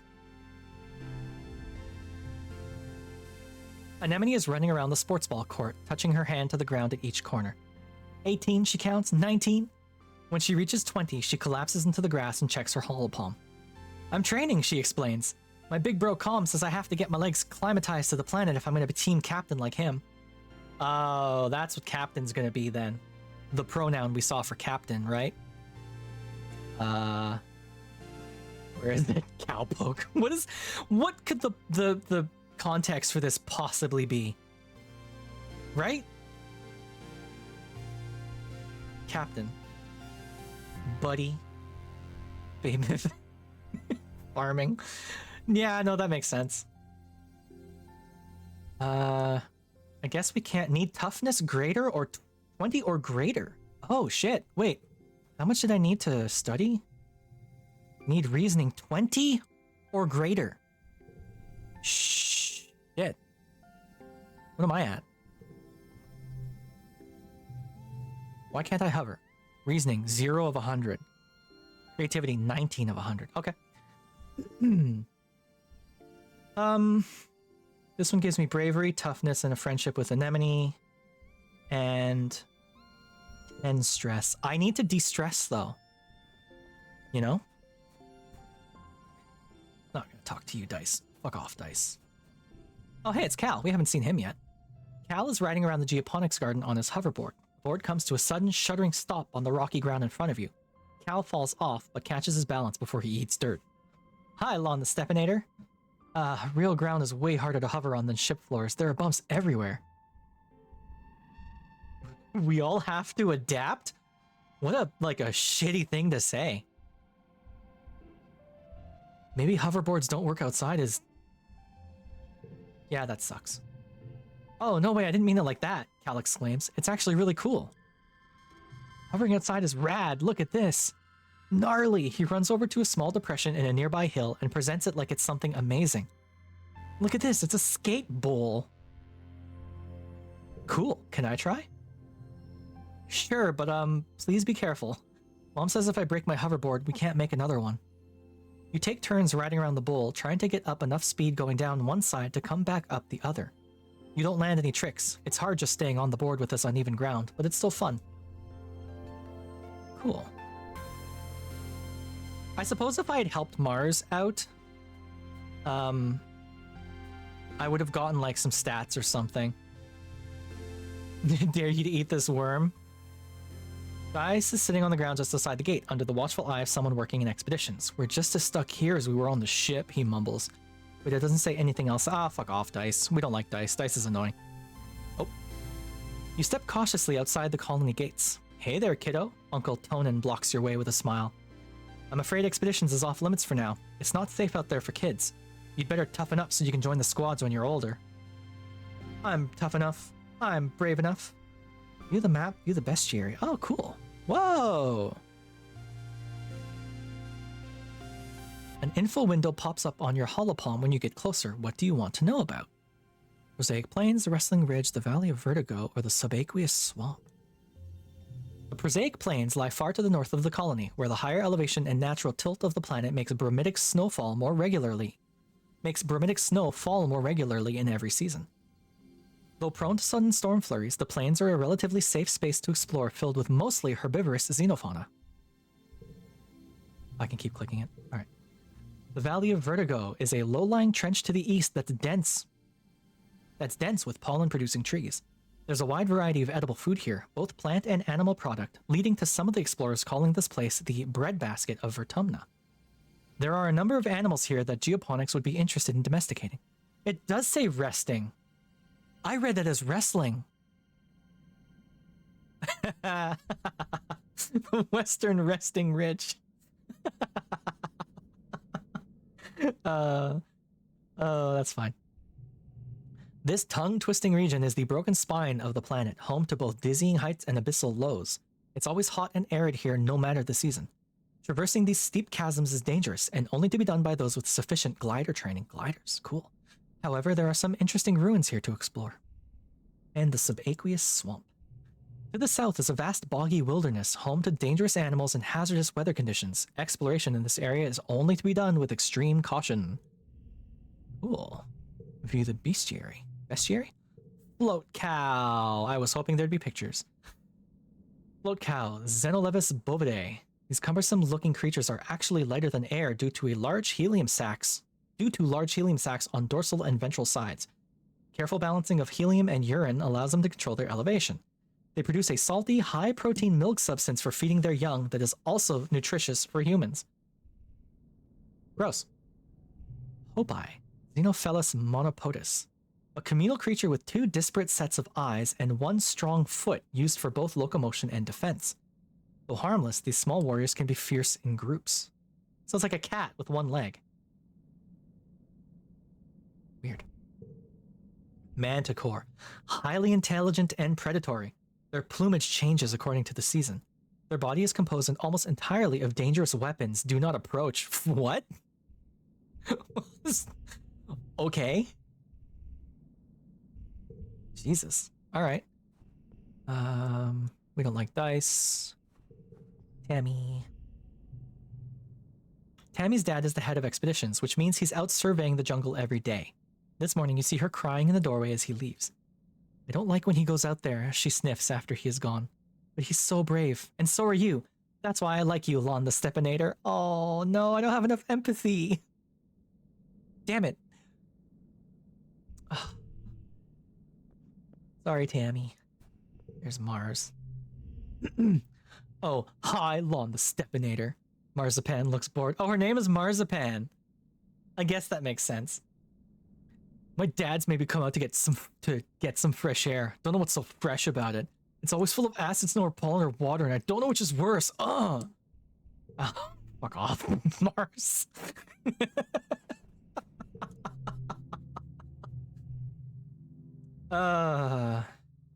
Need organizing 10 or greater, which I do not have.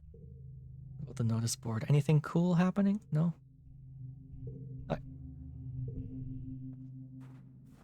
Oh, God. The ship's quarters are blah, blah, blah. We already read this. Relax in the lounge.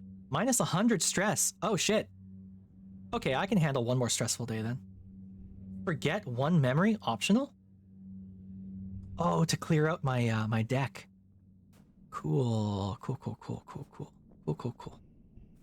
Alright. Let's keep studying. I want to keep studying. So this is going to give me 15 stress. I'm at 80, so I'll go up to 95 if I do this.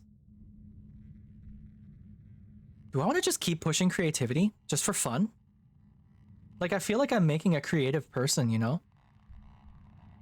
Creativity and persuasion. Get real persuasive.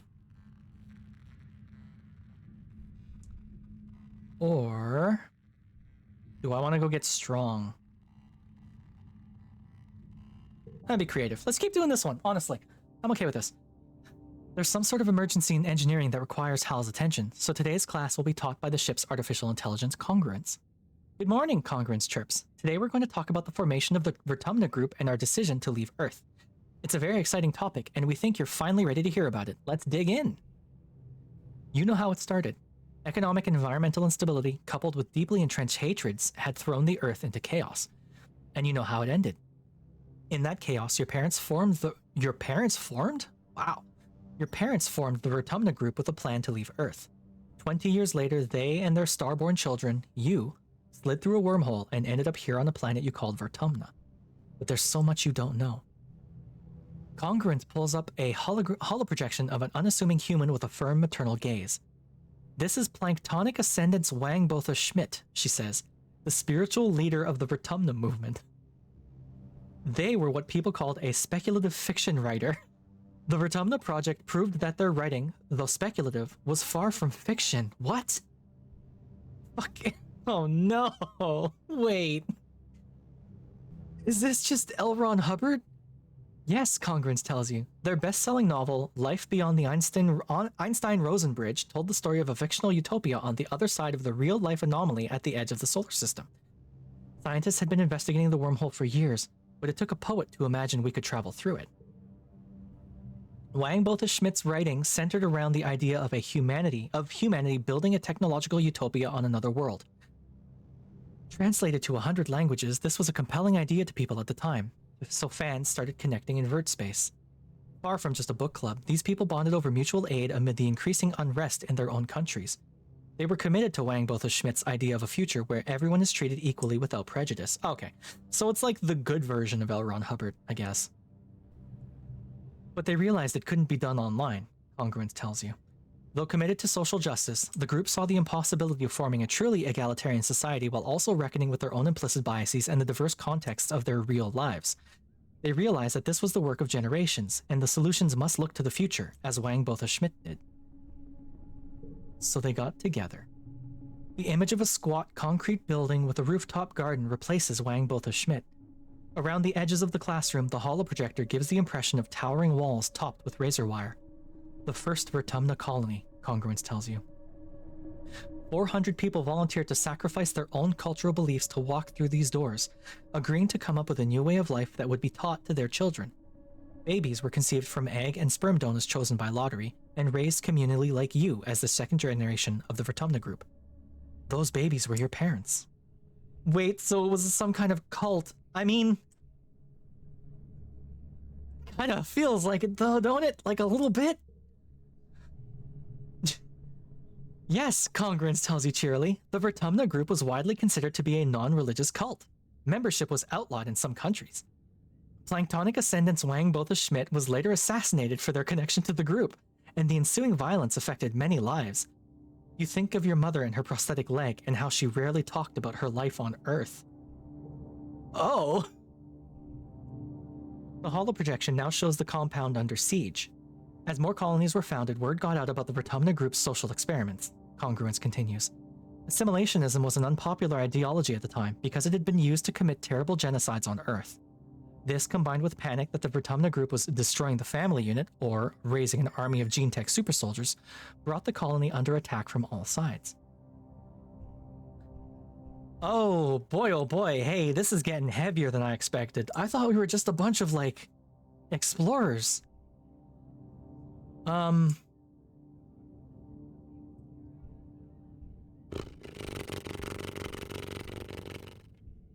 I legit don't know.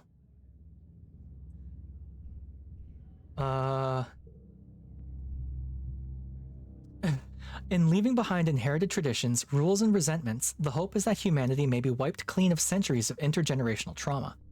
Congruence sounds like she's reciting doctrine. Even the first generation of the Vertumna group wasn't certain it was possible. You're the beginning of the new beginning. Who knows what you'll be capable of? You get the feeling you're not going to get a nuanced answer from the ship's AI. The image of a burning compound is replaced with a stratospheric on the launch pad. Luckily, the next phase of the Vertumna project was ready to launch. 100 colonists were selected to leave Earth on a colony ship to seed a far-flung corner of the universe with a new human culture. She smiles. The ultimate goal of the Vertumna group was you, children, she says. A generation raised completely unburdened by troubles that plagued Earth. Isn't that lovely? What? Yeah, how did they build the ship? Orbital voyages were a hobby for the ultra-rich in an earlier century, so there were several relics to be found in museums. The difficulty was not in acquiring a ship, but in making it space-worthy and in the logistics of the launch itself. The group crowdsourced enough funding to purchase and repair the ship. Congruence smiles. As for logistics, well, you're speaking to the solution right now. I was acquired by connected group members along with the gene tech that created you and your parents. So, oh boy. So these people got together to run away from Earth because some shit was happening, stole a bunch of tech, formed a weird cult, and then left. This is heavier than I expected. The Stratospheric was the first manned vessel to navigate the wormhole at the edge of the solar system. Given the state Earth was in when it left, it may have been the last. What? What was Earth like when we left? Terrible. Congruence shows you some dire demographics. The institutions that had given people the illusion of safety were torn down, and wars were rampant, both resource-based and ideological. Large parts of the Earth were rendered uninhabitable by climate change, pollution, and nuclear war, especially the critical food-growing regions of the world. The Vertumna group weren't the only ones trying to escape Earth, but as far as we know, we're the only success. So nobody on Earth was like us? The Vertumna group members have a unique culture, Congruence replies, but it's formed from a combination of many heritages from Earth. Even the language you speak, Esperanto. We're speaking Esperanto? Okay, baby's first conlang. Was invented to bring people together. And don't worry, Congruence exclaims. You brought your best heritage with you. You're humans. Esperanto, if y'all aren't familiar with it, Esperanto was made by one person who wanted to try and make a lingua franca for the world. As a conlang, it is very well developed, but it has a few... I don't know, conlang isn't constructed language. So if you've ever watched Game of Thrones, like Dothraki is a conlang, Klingon is a conlang. It's a language that was built for the purpose of being used, as opposed to something more natural, like a language that, you know, grows over time and is used by whatever specific culture, specific number of people. A conlang is generally built, like purpose built on the spot kind of thing. Conlangs have come a long way since Esperanto was a thing. And one of the things I know about Esperanto, because I looked into it briefly, I like languages, it has a lot of sort of hallmarks of early attempts at conlangs, where some of the stuff is sort of rooted in the cultural biases of the day. So I think, like, I can't remember. I think the word for woman in Esperanto is literally just not man. And it's a lot of weird shit like that. It's a functional language, but I don't know. It never really took off. I think we should all speak Klingon.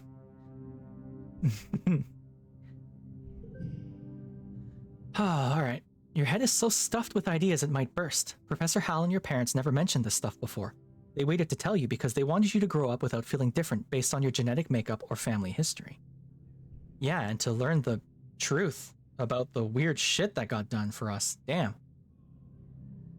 It's hard to imagine having a different culture than your neighbors. You wonder what it's like. Everyone's celebrating different holidays, eating different food, speaking different languages.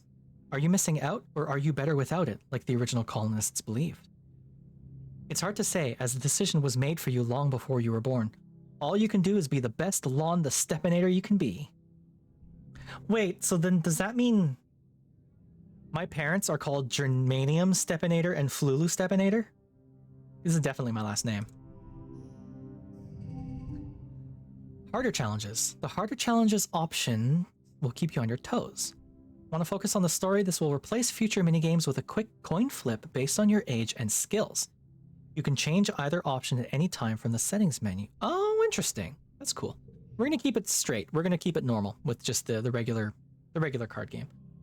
I have a goal of 6 and I got garbage cards. Okie dokie.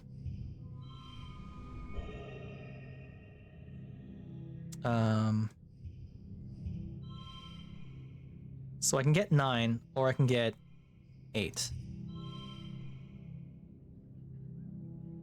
I guess 9 sort of makes the most sense, huh? But is this implying that I can get a better hand? That's 8 again. That's 9.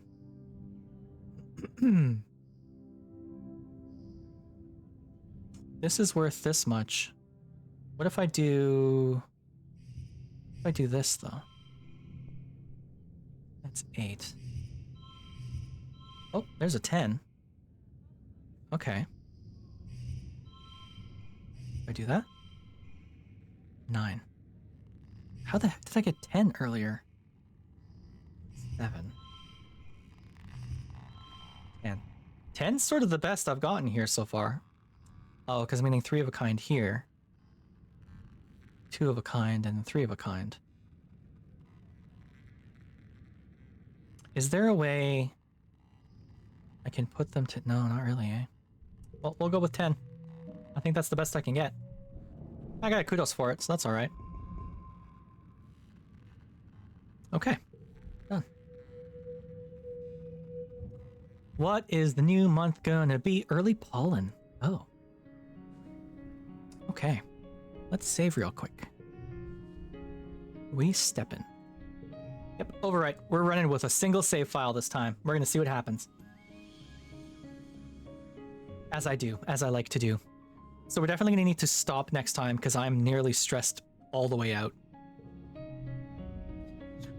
Tangent looks up at the sky and shades her eyes. It's too bright, she complains, and it's too hot, and the nights are cold. Living on the stratospheric meant we never had to experience discomfort. Remind me, why aren't we putting our resources into repairing the ship? Because we live on a planet.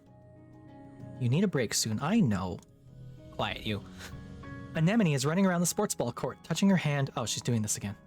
Gonna be team captain. Okay. Here's Dice being shitty. Don't care. Oh, these two are together. Tammy's dad is the head. That's why I like you. Oh, they're all saying the same stuff. You can talk to me about your thing? Cal is crouched beside a big puddle, staring into his reflection. It's just so amazing, don't you think? On the Strato, we could only have very short showers, and we had to reuse the same water over and over, he continues. But here, water just falls out of the sky and then lies around in a puddle. Lakes, even. It's a whole thing. A happy watering bot trundles by. Okay. Mom and Dad. I forgot to talk to Mom and Dad last time. 7 seconds. Hey, we've got ads coming up in about 5 seconds, give or take. I'm going to continue through the ad break. I apologize. Please use whatever ad blocking method you prefer to continue watching me. I already asked all these questions. Okay. Can I do it in geoponics, actually? Shovel dirt. Friendship with Cal. Okay. We got marzipan. Boy, Lon the Stepinator, Mars says, looking you up and down with a sneer. Your shoes are gross. That's what you get for walking around in the dirt out here. Out there, she sniffs. Not me. I'm sticking to the ship until they pave all over that icky mud. You wonder if maybe she's scared of more than just getting dirty. I don't care. Marzipan. Ooh. Egg? You find a hefty red Xeno egg. What? I found a thing. Cool. She being mean and judgy. I don't like it. Nah, me neither. There's the ads. Welcome to ad jail, everyone. Blink twice if you can still hear me. Reach out to me, chat. I'm still here.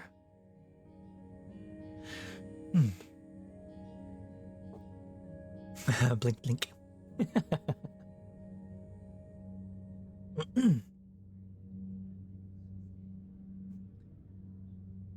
have to let go of the ads were cheerful. No, I could have done more. I could have denied getting affiliate, then I wouldn't have had any ads at all.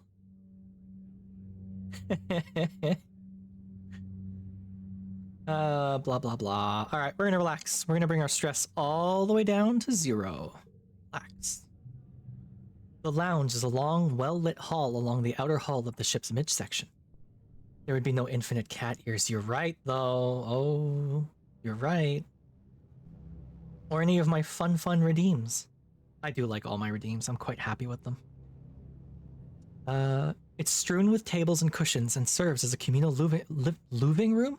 Communal living room for the tiny one-room spaces every family is assigned. You flop down into the lounge's big beanbag pile with some of the other kids. I love this. I want my house to have a recessed, like, groove nook. They got a hanging nest chair. They got beanbag chairs everywhere. Hell yeah. Cal has a dazed, peaceful look on his face. The air smells so good on Vertumna, and so does the dirt even. You notice his clothes are filthy, but obviously Cal couldn't care less. Oh, can I? I can do that. Anemone bounces in. Holy crap, there's so much space to run around and play in. Common Chief Rhett set up an outdoor sports ball court, and it is way huger than the old one on the ship. Tangent carefully selects one cushion from the pillow and perches on it. The school is expanding to some of the empty engineering bays, she tells you, and we're getting a big new lab to do experiments using local resources. There's so much to learn about this planet. Anemone rolls her eyes, but Tang continues. We shouldn't forget our studies just because we've landed, she says primly. I miss space. Interesting. I want to explore the jungle. School, let's play outside. Tang's right, school is important. I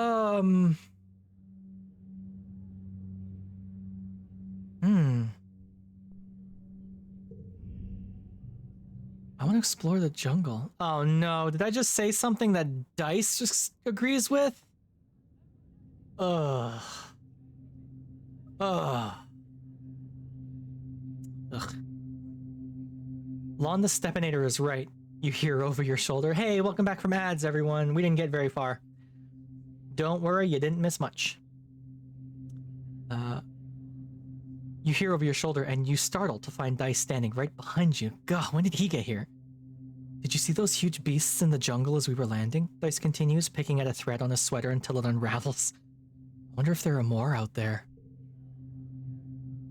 You've had... I guess they can only show 4 at a time. You've had less of the deja vu dreams come to life feeling this week, and you're starting to think you'd even imagined it. But suddenly you get a prickling sensation in the back of your neck and remember that Mars is about to enter the lounge and tell everyone to look outside. You stare out the door. Mars walks through it as if on cue.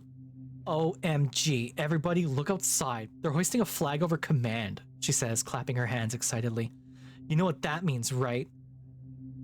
She stands tall with her hands on her hips. "Vertumna is officially humanity's first exocolony ever." Alright. You look out at the flag? There's like 20.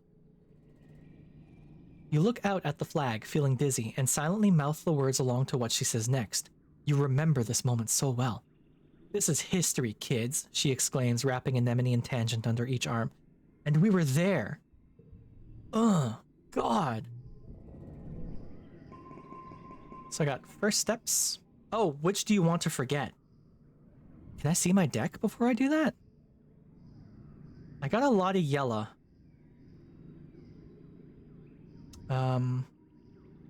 Got some blue. +1 for each unplayed card. Anemone's loyalty. Crawling. Guess I could get rid of... Like, I could start burning away at some of my, my cards, right? I want to get rid of Giggling. Because I got doubles. Oh, I can't. I have to pick one of these two. Do you want to forget? So I don't have to. Definitely keeping that one. I'm going to keep them both. Keep your memories. Yeah, fine. You wake from an afternoon nap. You squint into the pink-tinged light slanting through the windows. You must have fallen asleep in the lounge. Tammy's shadow falls across your nest of pillows. "Oh, I'm sorry, Lon the Stepinator," she says, giggling. "I didn't mean to wake you up. It's just so nice outside, with pollen sparkling in the sunlight. I wanted to open the windows." You rub your eyes blearily. Ugh, you were having the weirdest dream. Since you're awake, you should visit the cafeteria. Auntie Sedent is making a new kind... Auntie Sedent. As in antecedent. As in the word antecedent. I gotcha. Antecedent is making a new kind of candy, she says. It's made of cotton. Isn't that weird? Some good old granddad's beard, am I right?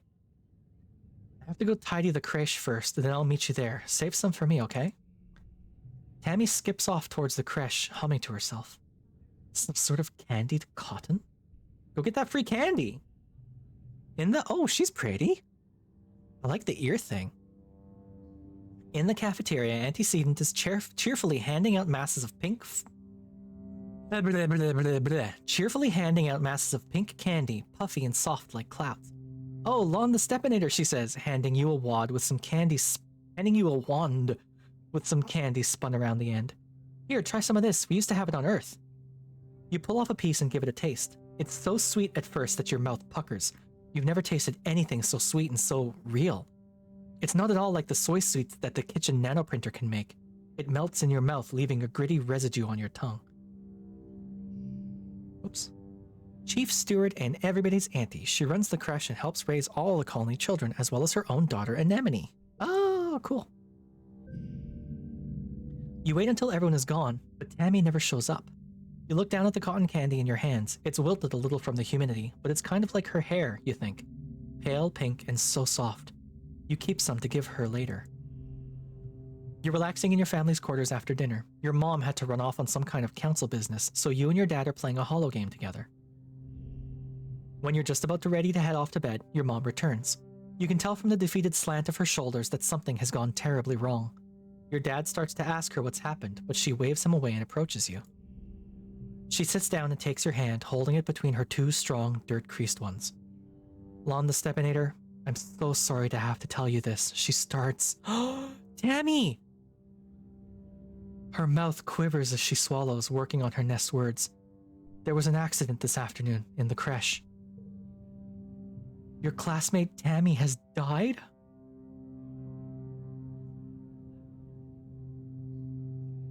What? Hold on. Excuse me? What? She's just a kid.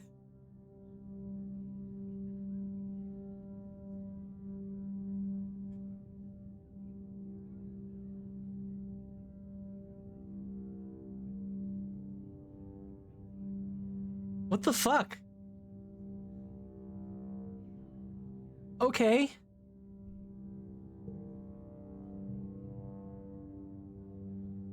You try to understand her words. Tammy dead?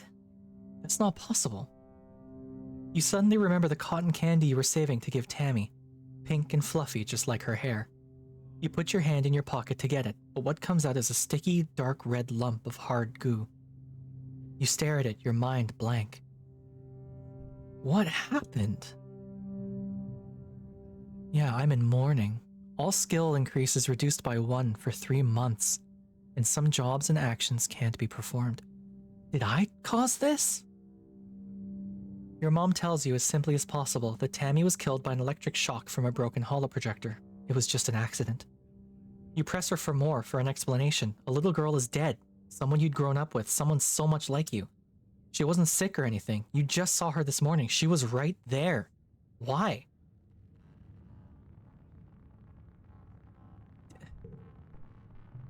Your mom's eyes are sad when she tells you. Sometimes there's just no reason why. You aren't used to dealing with death, and you don't know what you're supposed to say or do. You sort of mumble okay, then get changed and crawl into bed a full hour before your bedtime. You try to fall asleep, but you toss and turn for hours. You eventually drift off to fitful dreams of that small, sticky red lump of cotton candy. Okay. Now, was that my fault? Did I cause that? Like, Cal, my guy. Cal, oh no, his face. Cal is sitting in your mom's flower garden with his face in his hands. He's clearly been crying all morning and probably all of yesterday too. He and Tammy were really close. Whenever you guys used to play house in the creche, Tammy was always the mommy and Cal was the daddy. Even though you were just little kids, you kind of always giggled about how obviously they were going to be together forever, like a princess and a knight. Oh, I am legit getting sad actually. Oh.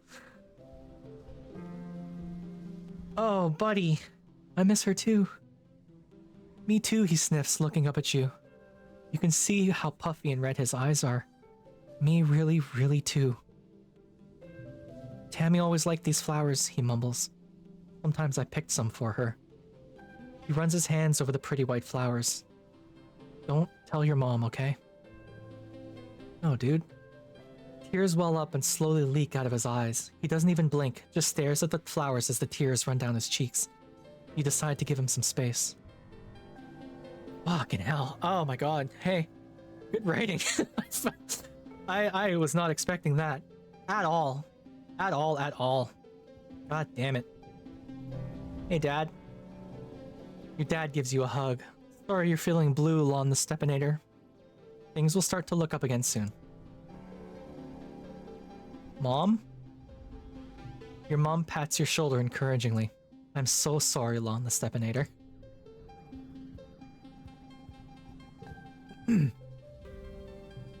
Mars is staring into space, looking somber. She doesn't even notice as you come up beside her, and barely reacts when you say hello. I'm thinking about Tammy, she says quietly. She used to sit down the hill there, in that spot in the sun. Every morning she'd just sit there for hours in the sun, doing nothing, just being happy. You stare down the hill to the spot near the entrance to the quarters. You can imagine her there, working on some little craft project, humming to herself. I miss her too. And now she's dead, Mars says, making a face. How's that for fair? Of all the people, how come it had to be my friend? You don't have an answer. You've never heard Mars call Tammy her friend before, but of course she was. Tammy was everyone's scared little sister, even though she was older than most of you. Mars clicks her tongue. Oh yeah, Administrator Seek is looking for you. I guess they need someone to do delivery jobs. She waves vaguely at the door behind her, distracted by her thoughts.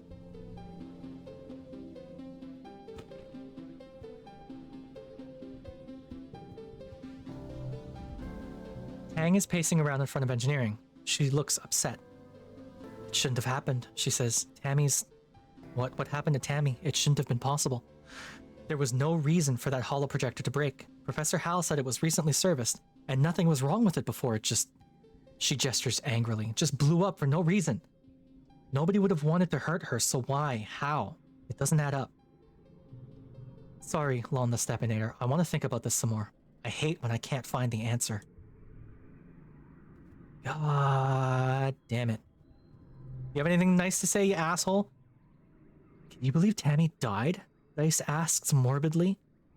I heard Chief Engineer Instance tell someone about it. He lowers his voice. Tammy got shocked by a broken holoprojector, the one in the creche with the dancing teddy bear, you remember? When she touched it, she got chucked all the way across the room. He makes a sailing motion with his hand. And bam, she was dead before she even landed. Buddy, I want there to be a third option that says, what the fuck is wrong with you? I didn't want to know that, my guy. Oh, sorry, Dice replies, tugging at the sleeves of his oversized jacket. I'll shut up now, sorry. Oh, Dice is so weird. Look, okay. Kids can be strange. Kids don't have any tact. His prefrontal cortex is still forming, you know? But like, come on, dude. God. Anemone is chucking rocks at the strato, sending metallic clangs ringing through the colony. Stupid planet, she yells. Stupid creche, stupid spaceship. She bends down to pick up another rock, but instead just sobs and braces her hands on her knees. Stupid everything, why'd she have to die? It's not fair. Kids aren't supposed to die. No one's taking this well, huh? Oh, this sucks.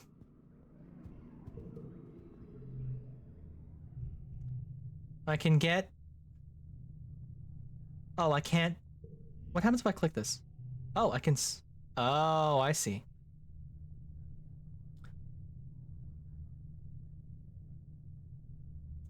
Excuse me.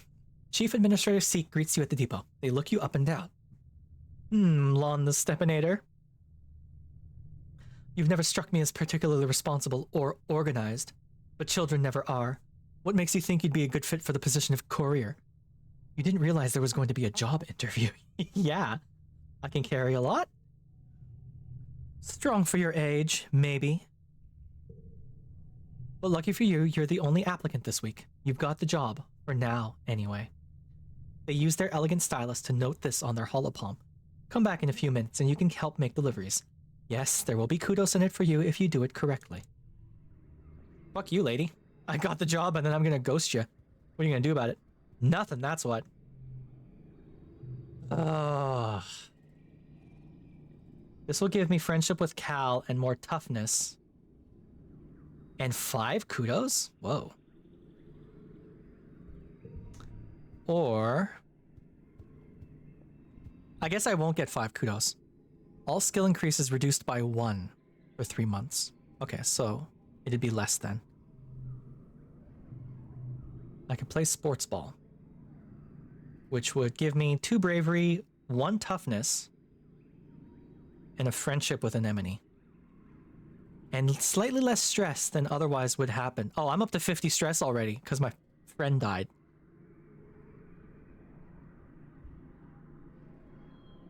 We're gonna play ball. We're playing ball. Xeno egg. +1 to a card. Change to a card, change suit to 1. Can I like do that? Oh, I can activate them. Kind of. 111012. Oh, that Hmm. But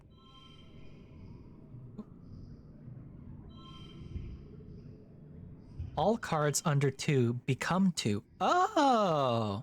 Oh!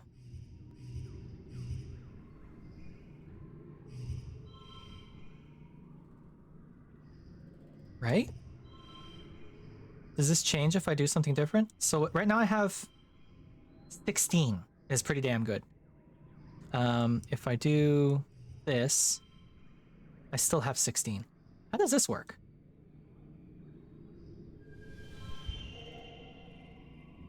Oh. Well, all right then.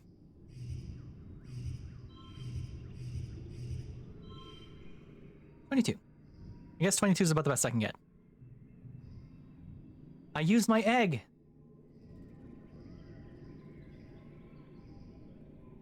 +2, +1, +1. Yeah, that's probably the best I can get. Okay. It worked well this month. +1 bravery. I'm gonna get real brave. I guess the thing I could also do is I could get into like engineering so that something like that would never happen again, right? The colony is going to hold a funeral for Tammy. Do you want to attend? If you don't feel up to it, you could just skip it and take the month off instead. Or you could get back to work. What? Tammy who? Harsh. No, I'm going to attend. Of course I'm going to attend. The colonists gather in the recycling room. Bringing organics down to be recycled here is one of your chores, but you've only come here for a funeral twice. Both times, a colonist had passed away from natural causes during the 20-year-long journey from Earth. This is the first time there's been a funeral on Vertumna, and the first time for someone you actually knew. This is so sad. Whoops. Whoops. The mouth of the organics recycler has been polished and a wreath of yellow flowers placed over the opening. Inside, you can see a shrouded figure, Tammy's small, fragile body. Tammy's dad, Uncle Tonin, is here, as well as your parents and antecedent, and the rest of the council. Cal is here with his mom and her partners, already crying in their arms. The room is packed with people, and the feeling of grief is so thick you can taste it in your mouth. Governor Udicott stands before the assembled crowd. There are no words to ease the pain we feel today, she begins solemnly. There is only the sad company of those of us left behind to share the burden of that grief.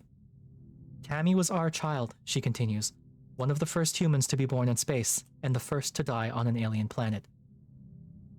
In her short life, she exemplified the very arc of human accomplishment, bending hopefully towards life beyond our humble Earth. She is the first of us who can truly call Vertumna home. Her passing was as senseless as it was sudden. Losses like this are impossible to hold within oneself, a painful reminder that life is impossibly precious and fragile. But they also remind us, as always, that as a community we are capable of great strength. Udicott closes the door to the recycler. You hear Uncle Tonin sob over the hum of the particle disintegrators beginning their work. As a community, we remember Tammy. As a community, we return her body to the soil that nourishes us.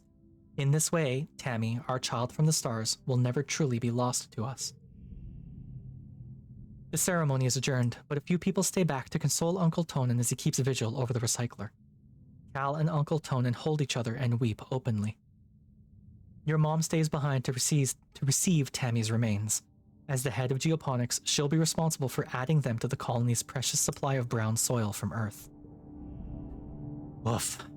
Your dad accompanies you out of the recycling room. He clears his throat.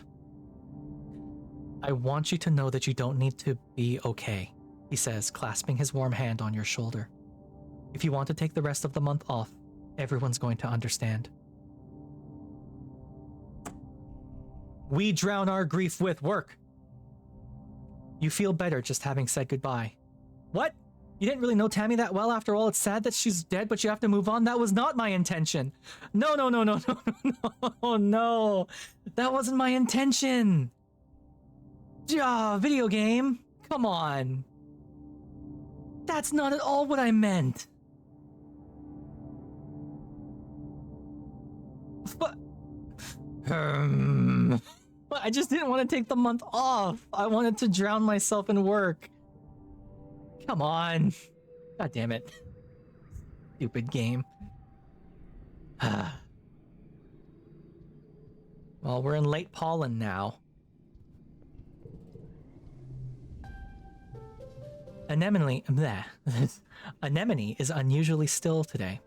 She's sitting in the dugout of the sports ball pitch, fiddling with an ugly doll with red hair. Tammy gave me this, she sighs. I kinda told her to shove off because I don't play with dolls. Why'd I have to be so mean to her? Sorry, Dice mumbles. He looks uncomfortable to be around you. Oh, whoops. Oh no. Tangent shoots you a distracted look. Sorry, she says. I'm not really good at cheering people up. I mean, fair. Cal gives you a sympathetic smile. Hey, Lon the Stepinator, he says. We'll be okay. I guess. Hey, Dad. Things will start to look up again soon. I'm so sorry. Mars shoots you a sympathetic but distracted smile. Alright, well, no one wants to talk to me, so I guess we're gonna just, go back to school. We're gonna go back to school. Oh boy, oh boy, oh boy. Hey, how about quick vibe check? How's everyone doing? How is everyone? We all hanging out? We enjoying this so far? We enjoying this little game? I'm enjoying this game. I am genuinely happy. Actually, now I'm happy that Proximate didn't work. I'm sure I would have had fun with Proximate, but this has been an experience so far. I'm really enjoying this. How are we all feeling though so far? Doing worse after the child. Yeah. Could be better, but it's fine. I mean, yeah. Mood. I am sorry for all of that. The game actually comes with content warnings, like on the menu, the main menu page of the game has a content warning button, and it'll tell you the stuff that comes up. And I did notice that major character death was one of them. I guess I just didn't expect it to happen so soon, you know? So... yeah, no, 100%. Like here, I can show you real quick. I'll save this right now. Overwrite this. So we're saved. I'm gonna go back to the main menu. I want to show you. Here. So, see, content warnings. And it tells you these are the things you're going to run into in this game. Major character death, children in peril dying. Oh, I guess those are two different things. So this one came up real quick. Yeah, animal cruelty and death, which I'm not looking forward to. Body harm and grossness, implied sexual content, drugs and alcohol, violence and text, mental health and trauma, domestic abuse, and traumatic global events. So, like, the game tells you right up front. See? Topics include colonialism, genocide, pandemics, famine, terrorism, and climate change. Your character is positioned as an unwanted settler on Vertumna. I'm not going to keep reading this because it's going to be a little spoilery. But yeah, right? Like, it's super, super cool what they did with this game. I am super on board with all of this. And I just know for a fact, without even looking, this game is 150% on that stupid list that some dipshit made, the woke games list. Like, oh, this game's got women in it, so it's woke. Or whatever the fuck. It's fucking incel shit, you know what I mean? So... but like, honestly, I'm really enjoying this. It's good so far. I will say that.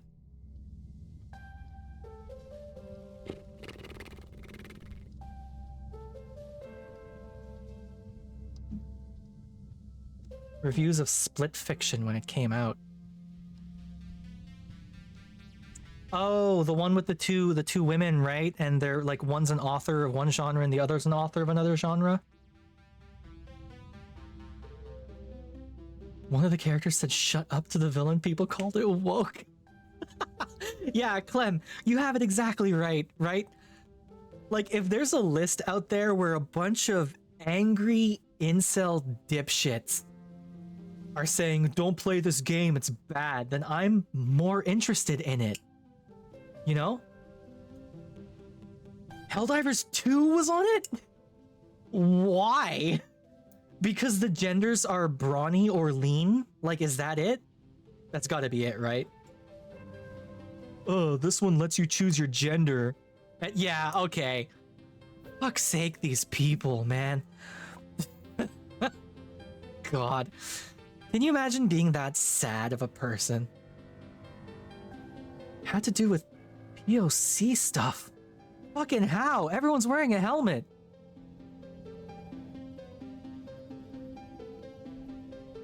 I want to create problems where none are. Yeah, no. Basically, right? Like, God, these people. Oh my God. Just the worst kind of person. Yeah, oh my God. Can you imagine one of these idiots finding this? Hi, Seka. Can you imagine one of these idiots finding this list, being able to customize every single pronoun?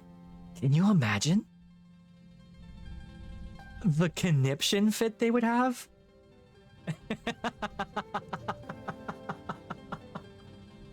Ah, fuck. Whatever.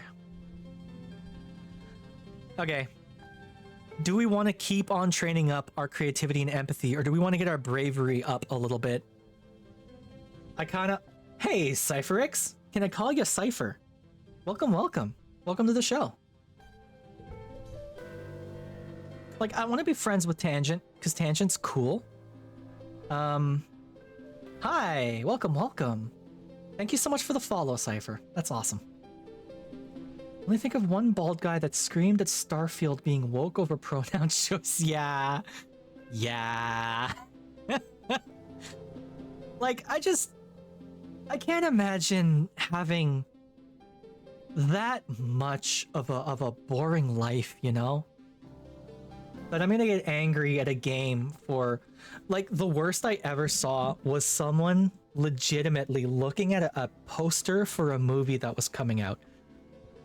And the words in the words this person said about this poster was, there is a suspicious number of women on this poster. And I'm like, suspicious number?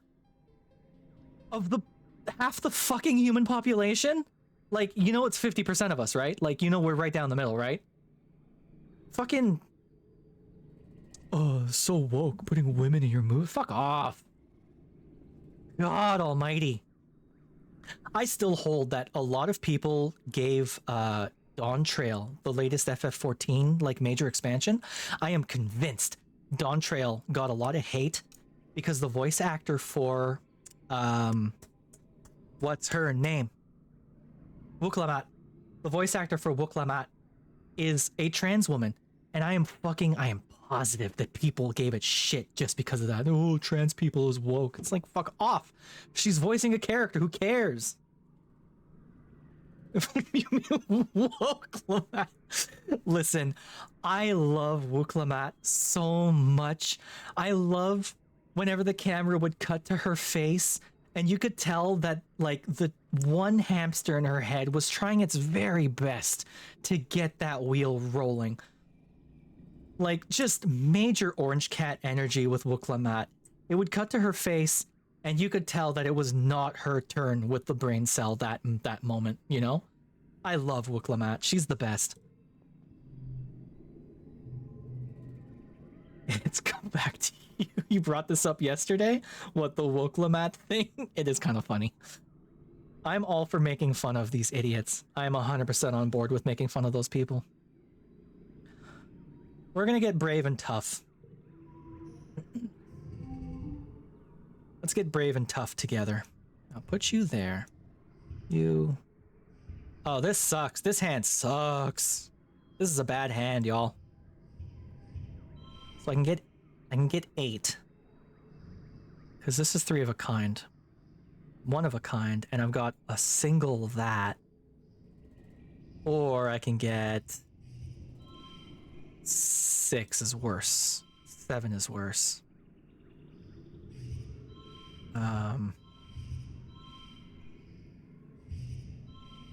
Okay. I think this is like the best it can be here. 7, yeah. Unless I... No, not even this, eh? 6?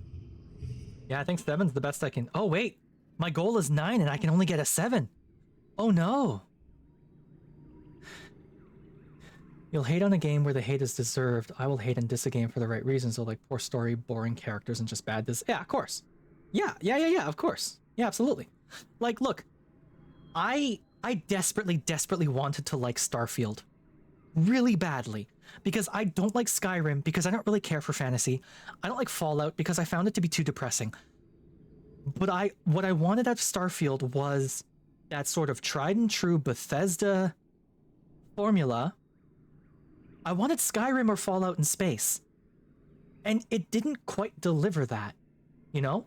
When it came out, I put about 80 hours of gameplay into that game. And then I put it down one day, and I have felt no compulsion to go back to it. I desperately wanted it to be better. That lemon fanfic you found on Saturday. What? I haven't been reading any lemons. I haven't heard the term lemon fanfic used in well over a decade at this point, Seka. Did you hear about the Starfield modding team? The ones who gave up? The ones who threw in the towel because no one gave a shit? Because I heard about that one. Oh, yeah. I mean, it's sad. It makes me sad, but what can you do, right? Alright, I didn't get any kudos from that. I got some stress out of it. The game was so boring, yeah. I desperately wanted it to be better, like really badly.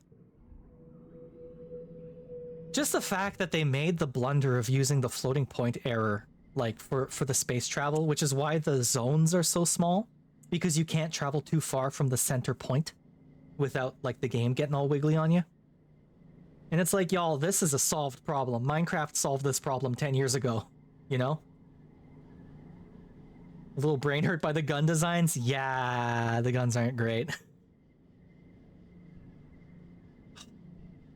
Alright. Here we are. Anemone runs up to you. Hi, Lon the Stepinator. She huffs, catching her breath. She grins. On the ship, adults are always saying, no running, Anemone, no running. But outside, there's so much room. I can run for 5 minutes in one direction. Even more after the roboplows clear the land for farms. Here, I got something for you. Have a revolver gives you an F1911? Yeah, that was so funny. Oh my god, that was funny. There's a YouTuber who goes like all the way through all of the different guns in Starfield, pointing out how they're all just awful. Oh, I have no collectibles to give you. Sorry, I ate the egg I found. Hang. Lon the Stepinator, Tangent says, approaching you with purpose. We need to discuss my brother. Oh. You mean my buddy Dice? Dish. Well, we're definitely not friends. Don't you worry about that. Yes, Dice, she says, impatiently. I need you to figure out where he's been disappearing. Ever since we landed, I barely see him anymore. He doesn't even come home at night sometimes, and She trails off and looks at her feet. Well, I'm not on very good terms with my brother of late, but well, people are becoming worried. You get the feeling Tang is the one who's worried, but she doesn't want to admit it. I will find out. That is the most I can promise you, lady. Like, that's the best I can do for you. Sorry. I can't believe we're still 10 years old. These kids have it so good. At 10 years old, Ash Ketchum was out fighting Team Rocket, catching Pikachus, you know? Did you eat the 7 soft-boiled eggs? I don't like soft-boiled eggs. I feel weird saying that, but I don't like soft-boiled eggs. They smell so bad. Soft-boiled and hard-boiled eggs, they're not my favorite. Wholesome game, streamer, and casually listening to a Mick Gordon song going hard. Fuck yes! Listen, Mick Gordon basically invented an entire genre of rock, and I'm here for it. Argent metal goes so fucking hard. I love Argent Metal. I'll find out. Thank you, Lon the Stepinator, she says, looking relieved for a second before her expression hardens again. I mean, it would be a ridiculous waste of resources if something happened to him, and no one knew where he was or how to find him. Right, of course. Tang doesn't get worried. To be fair, your brother's a little shitty transphobe, so like, who cares? You know? Oh, your dad is reading a book, an actual book. Dog-eared pages and everything. Oh, you dog-ear your books? I like you less now, Dad. Dog-eared pages and everything in the shade of the greenhouses. He blinks up at you when your shadow falls over the pages. Oh, hey, little gooseberry, he says. Do you need something? I guess not. I'm sorry, Dad. Your mom is hard at work breaking... I can always put you to work. I already read all of this stuff. I'm good. Talk to Cal before I talk to Dice. Cal is scratching a stick listlessly in the dirt, seemingly uninterested in your presence until you get right in his face. Oh, hey, Lon the Stepinator, he says, mustering up a hollow smile. Sorry, I don't feel like playing today. Oh, buddy. You're not taking the loss well, are ya? Sorry, dude. Alright, kid. You tell Dice that his sister Tangent wants to know where he's been disappearing off to. His eyes flit briefly to yours, then he stares vaguely off towards the engineering wing where his sister is reading on her holopalm between classes. He doesn't say anything. Let's just lie, she's worried about you. She doesn't care about me, he says suddenly. Tangent's just worried she'll get in trouble if I don't come home one day. He scowls and picks at the hem of his sweater. She doesn't care about anything but her schoolwork. Alright, well, let's threaten him. Fuck. Dice looks down at the patch of bauble buds sprouting from a crack in the wall. He squirms. I don't have to tell you, he says quietly. Just leave me alone. Who paid for the perma ears? It was Doc. Dr. Octagonopus did. Dr. Octagonopus. Blarg! Despite the heat, Dice remains covered from head to toe in black. It's not that hot, he mumbles. Does this interest you? Open up your birthday present. It's a box of fucking nothing.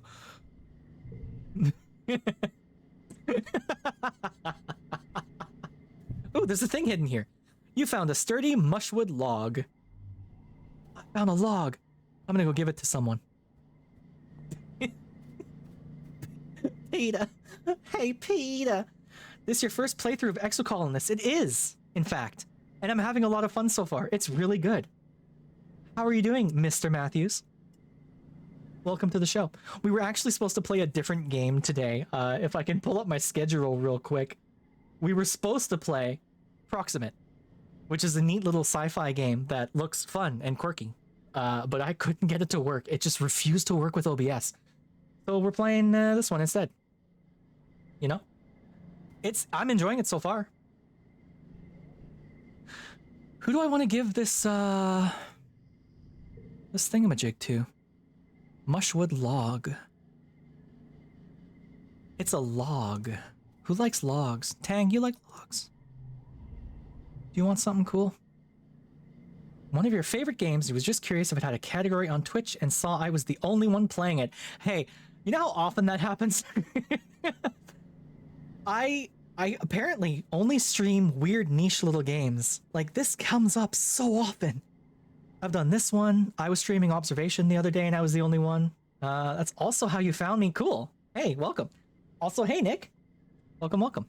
I'm gonna give Tang something cool. Here, have a log. Tang shrugs. You should probably just keep it. I don't even know what I'd do with that. When you insist she keeps it, she shrugs again. Sure, maybe I'll find a use for it. Oh. Well, that could have gone better, I guess. Sorry. Who am I friends with?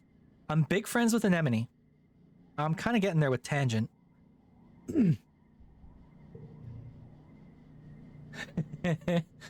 Solution would have been easy. Play the game, but screenshot it every few seconds and import it to OBS. Jesus Christ. That would be awful. You're home from work. Yeah, no, Seka, I'll be completely real with you. My little setup here, like my screens that I can open and shift around and stuff, is set in a way that, like, the game exists inside of this window, right? So to make proximate work, it just it wouldn't let me go full screen for some reason. It was very, very strange. It wouldn't let me go full screen. Oh, thank you. So for whatever reason, it wouldn't let me go full screen. So I would have played it windowed, but when I tried to play it windowed, it didn't take up the full space inside of this game window here. Because this game window is set to 1440p. So, which is what the resolution I play games at, you know. But yeah, anyway, I'm getting into how the sausage is made here. But yeah, thank you, Mr. Matthews. I'm quite proud of my setup. There's a lot of little things I can do in this little setup here. So I lost my collectible. Bye, mushy log. What do I want to do today? I want to keep getting tough. Why do I have 10 combat? Where the hell did I get 10 combat from? Is it from here? That can't be right. Bravery and toughness. Did I just have combat for fun? That's interesting. My creativity is pretty good. What happens when you reach the little marks, I wonder? Natural born skill, that's right. I was born with a gun in my hand. Were you ever captain? I definitely wasn't. I am 10 years old.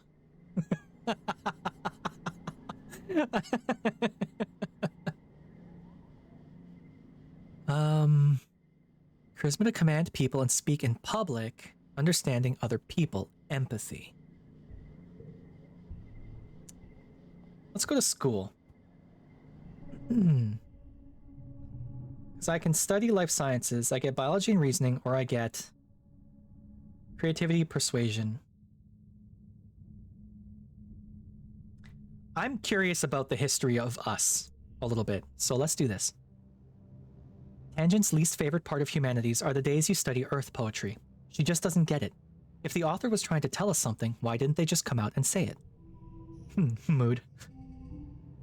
Wait, was captain not for the sports team? Oh yeah, you're right. You're right, isn't it? I keep thinking of captain as being like the ship captain, you know? Hey, this hand sucks. I need to get rid of some cards. I need to start getting rid of my zeros. Because this ain't it. I'll put you here first, and then...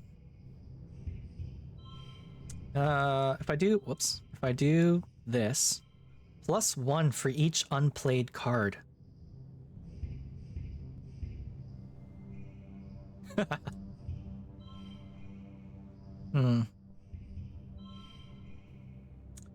Yeah, the best I can get is 8, isn't it?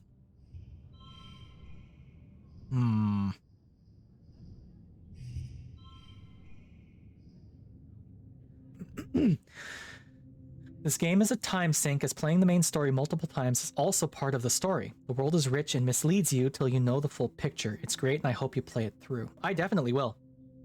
What if you put all 3 zeros and nothing else? I believe I would just get 4. No, Mr. Matthews, I'm 100% going to play this again. Just based on this alone, I need to know what situations calls for most of these things, you know? And yeah, like the way the story is being told already with the whole deja vu thing, it's very much like, yeah, no, this has all come before and it will all happen again kind of thing. And I'm into that. Put them all but have the yellows next to each. Yeah. Didn't pay much attention to the card tutorial. No, this is about it, honestly. Because you wanna try and make a straight if you can, which would be this, or a flush if you can, which would be this. But like the best I can do is 8. All 3 zeros with yellow at the end. Oh, I see what you mean. Yeah, no, it's not gonna do anything. Because this is just 3 of a kind. It doesn't care about the colors, really. The color is only important if you're putting them together. Oh. Fuck. What? Listen. Listen. I never said I was smart, okay? I never said I was intelligent. And there's 3 of a kind and 2 is straight. Yeah, no, you're right. Well.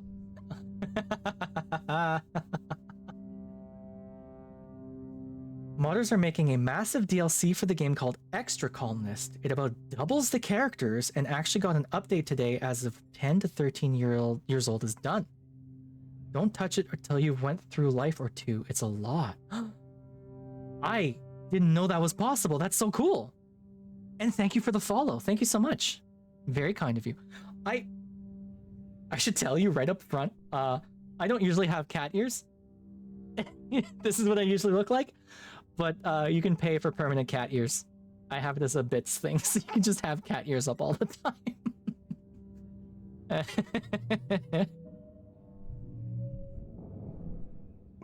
Alright, we're friends with her, and we got some stress, but that's okay. It's time for Vertumnalia. Udicott and the council have called a festival to celebrate life here on the planet Vertumna. Everyone gathers in the colony square to hear Governor Udicott's speech. Thought that was just the design. I love that. Yeah, no, I've got a bunch of shit I can do. Here, let me show it off real quick because I like showing off my model. So, oh, actually, if I go up, I got my little steppies, my little stompers down there, because my favorite robot leg design is when they just come to a point. I think they're great. My first impression of you with cat ears, so you're a furry to me. Oh no. Hey, thank you, Quasar. Welcome to the show. Yeah, hey, we were playing Scarlet Hollow yesterday. We're playing this today. Maybe you should go check this one out too. Thank you so much, though. I'm a big fan of this model. What can I do? I've got this kind of face here, and I got different things. I got my ears I can put away. I can have a mouth. I don't use it very often, because, like, who needs a mouth, right? I can turn my whole face off if I want to, because why not? I've got my ears. I can get my smug little mouth on there. I can get real angry. Grr.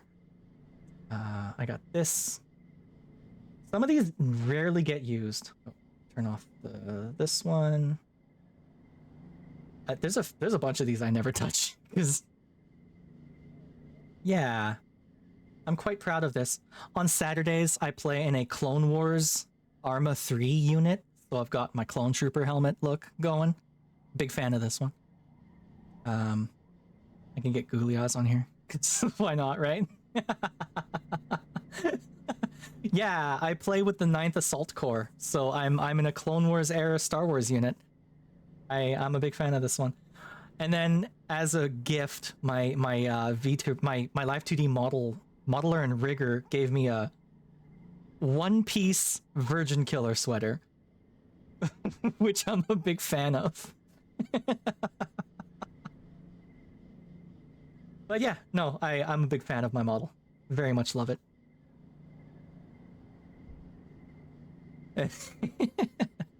Taking notes on games, always looking for new ones. Well, this is a good one. I'm very much enjoying this one. And yeah, if you're into Arma or Star Wars shenanigans, come check me out on Saturday. I play at 3 p.m. EDT on Saturdays. We do some Star Wars stuff. It's all like, I don't want to say highly organized, but it's fairly organized play. It's pretty fun.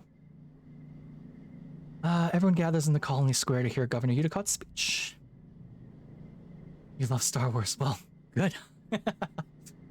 In Earth's history, Udicott begins, and then clears her throat and waits for everyone to quiet down. Lightly touches on politics, racism, a lot of death, and generally can lead to a stressful situation. The art also gets insanity. Cool world build. Yeah. No, hey. We've already had our first death, and it came out of goddamn nowhere. I was not expecting that death. I was not expecting them to handle or present that death in that way. It legitimately shook me. Like, y'all couldn't see it because I don't have tear ducts, but I was getting proper sad. It was something, you know? Yawn or clap. In Earth's history, Vertumna was known as the god of seasons, change, gardens, and fruit. It's no coincidence that our forebears of the Vertumna project chose to take on such an auspicious name in the hopes of seeding future bountiful seasons of humanity. We will continue this tradition of Vertumnalia, a midsummer festival to celebrate our Vertumna, this lush planet upon which we find ourselves today. This seems rude and this seems overzealous. I would like the middle option. I would like to sit still and not do anything. I'll just clap, I guess. I got +5 loyalty. Oh no. The game tricks you into... What? Huh? Oh no. So it actually was my fault? Oh no. Oh.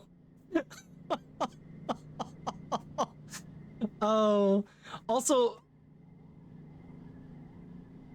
maybe spoilers?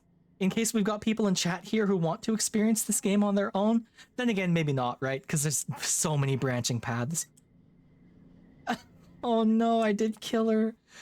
Oh, now I'm proper sad. Ugh. Everyone cheers and applauds. The members of the council all get up on stage one at a time to give their own short speeches. Governor Udicott announces each one. Oh, it's the game 100%. Okay. Governor Udicott Command, Chief Administrator Seek Command, Chief Security Chief Rhett Garrison, Chief Engineer Instance Engineering, Lulu Geoponics Antecedent Quarters, Melatonin Expeditions. Okay. When it's your mother Flulu's turn, she announces that tonight you'll be eating some of the very first crops grown from Vertumnan soil. I'm tripping over my own tongue. Your eyes go to the feast table. Aboard the Stratosphere, it would have been mostly soy-based food from the nanoprinters, spiced up with what precious fruits and vegetables could be grown in the small growing bays. This year, the Earth plants look even less robust than usual, but they're supplemented by some Vertumnan plants you've come to appreciate. Juicy Watato pods and slabs of edible fungi. Watato. Boil them, mash them, stick them in a stew. You won't split. That's appreciated, Mr. Matthews. Thank you so much. Can I just call you Matt? Mr. Matthews is a little long. It's cool if not. I am happy to call you Mr. Matthews. Udicott takes the stage after everyone on the council has said their piece. What is a festival without festivities? She asks. Professor Hal and Security Chief Rhett have organized a 3-part competition for the kids. Good luck, children. Oh. What will I do? Competitions are dumb. God. Bot wrestling. Talent show. I do got that creativity, though. I got that creativity in me. Let's put on a talent show. It's an all-singing, all-dancing, all-talent extravaganza. The entire colony gathers to watch the show after dinner. First up. Dice plods up to the front of the stage as a pop song starts to play. He just stands there, deadpan, staring into space with his arms at his side, while the singer belts out the first verse. Then, as the chorus comes in, he suddenly springs to life, dancing and lip-syncing to the lyrics frantically, waving his arms and grinning maniacally. Then collapses back to standing still once the chorus is over. It's hilarious, but you aren't sure you're supposed to be laughing. Oh, buddy. Next, Mars performs a choreographed dance routine to an old Earth song by an AI idol. It's Hatsune Miku. She has, wait, AI idol. So it's not Hatsune Miku, it's Kizuna Ai, right? She's dancing and singing to I, for sure. Jumete, jumete.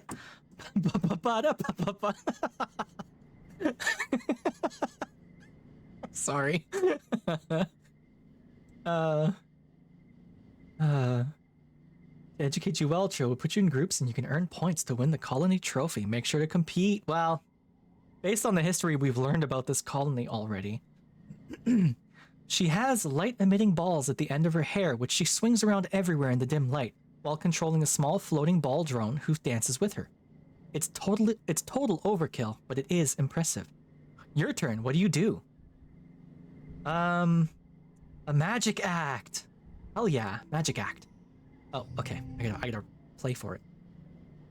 Story challenges have 3 rounds instead of 1. After every round, you'll keep the cards you didn't play and unlock an extra slot to play them in. Oh, interesting. Losing isn't always a bad thing in story challenges. Okay. I'm gonna play it normal. Story challenges have 3 rounds instead of 1. After every round, you'll... No, I already said that. Okay.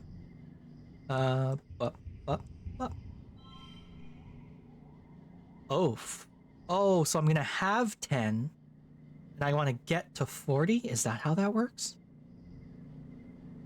Would more points make more sense?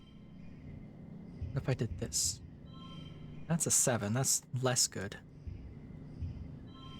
I think 10 might be the best I can do. Yeah, that's even less. Alright. Next round. +1 skill on challenge was with this one. Oh, I mean... That's not what that is. Okay, we've got ads coming up in about 30 seconds.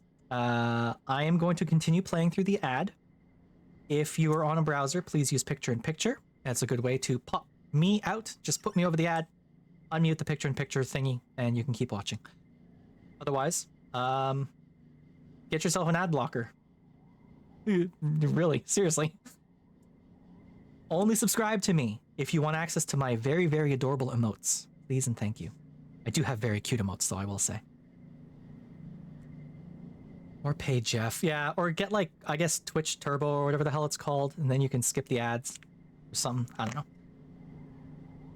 know. I also love the battle. Yeah. Alright. So we want to +1 for each unplayed card. 7. Or we do one, up.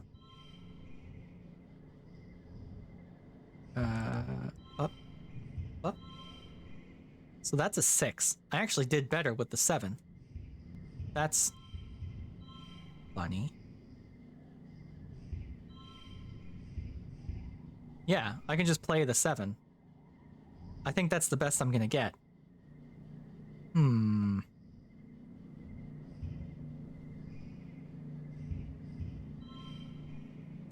I do believe that's the best I'm gonna get.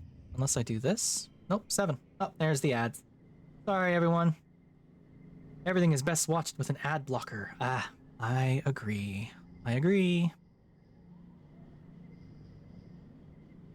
Okay, well. Final round. Good Lord Almighty. Okay. My cards are so bad. I have such bad cards. I want this 2. Put you there.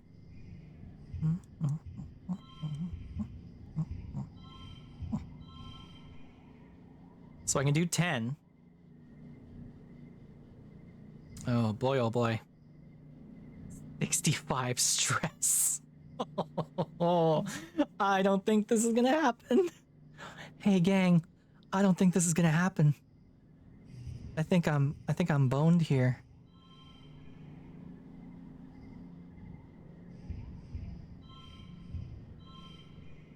Yeah. That ain't great. That ain't great.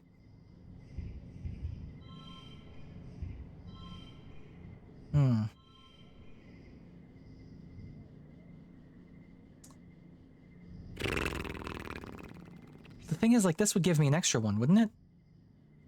Get rid of you, get rid of you. Put you... 7. 10. Yeah, no. 10's the best I can get. Alright. That sucks.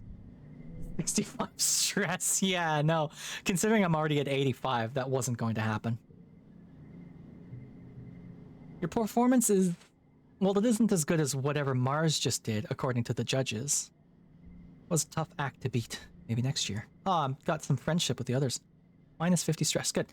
After the festivities are over, everyone takes time off for a much-needed break. During the fierce heat of dust, a few days' rest is exactly what you need. You feel refreshed. Cool. Cool beans. What time is it? It is 6 o'clock. Tangent sniffs the air. It stinks out here. Not just one stink either. Every day it's a new stink. Today it smells like... She wrinkles her nose. Like that time the waste reclamation unit broke down. Yuck. You haven't noticed the smell. She sure is sensitive. Or maybe she just likes the stale air inside the ship better. I feel like I'm not being very good friends with these people. I'm kind of getting there with Tangent, but like Anemone is by far my best friend.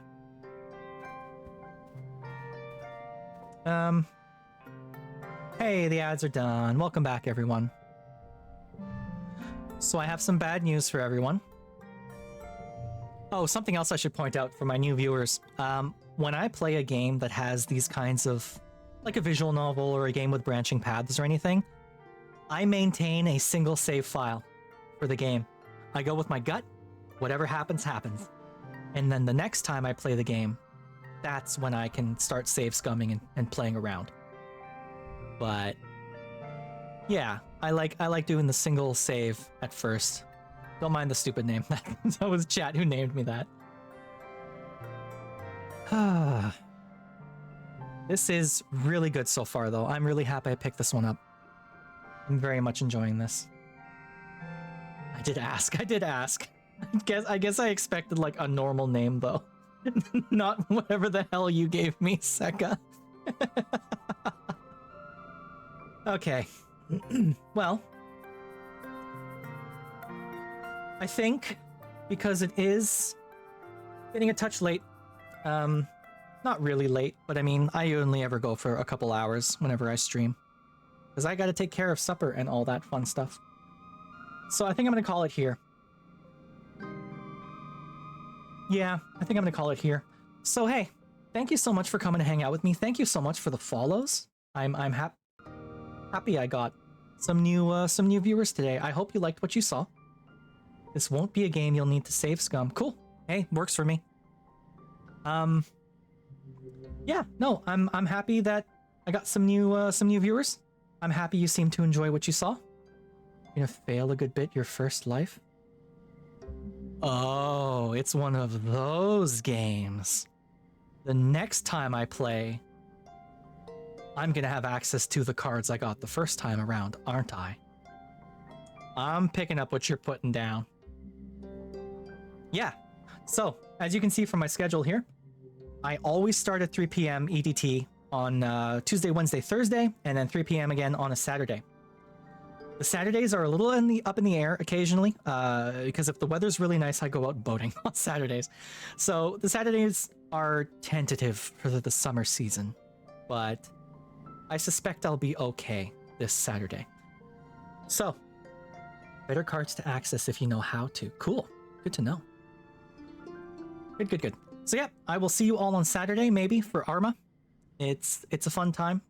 Slightly less yapping, because I have to pay attention to not get shot by the droids. But yeah, if you like Star Wars, come hang out.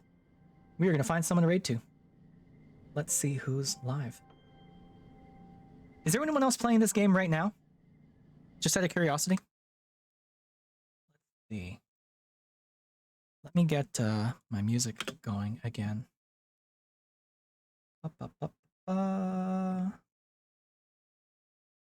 see who's playing this one, if anyone. Negative. No one is playing this game. So, that's okay. We'll find someone else to raid to. Oh, Shio's live. I should raid to Shio. Okay.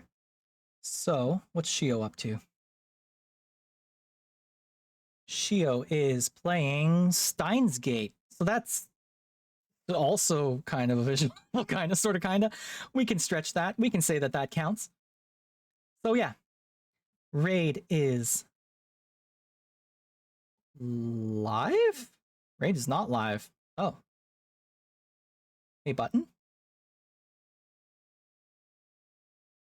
Raid is live. There we go. Thank you all once again so much for hanging out with me. I will see you all on Saturday. I hope you had a good time. Bye, everyone.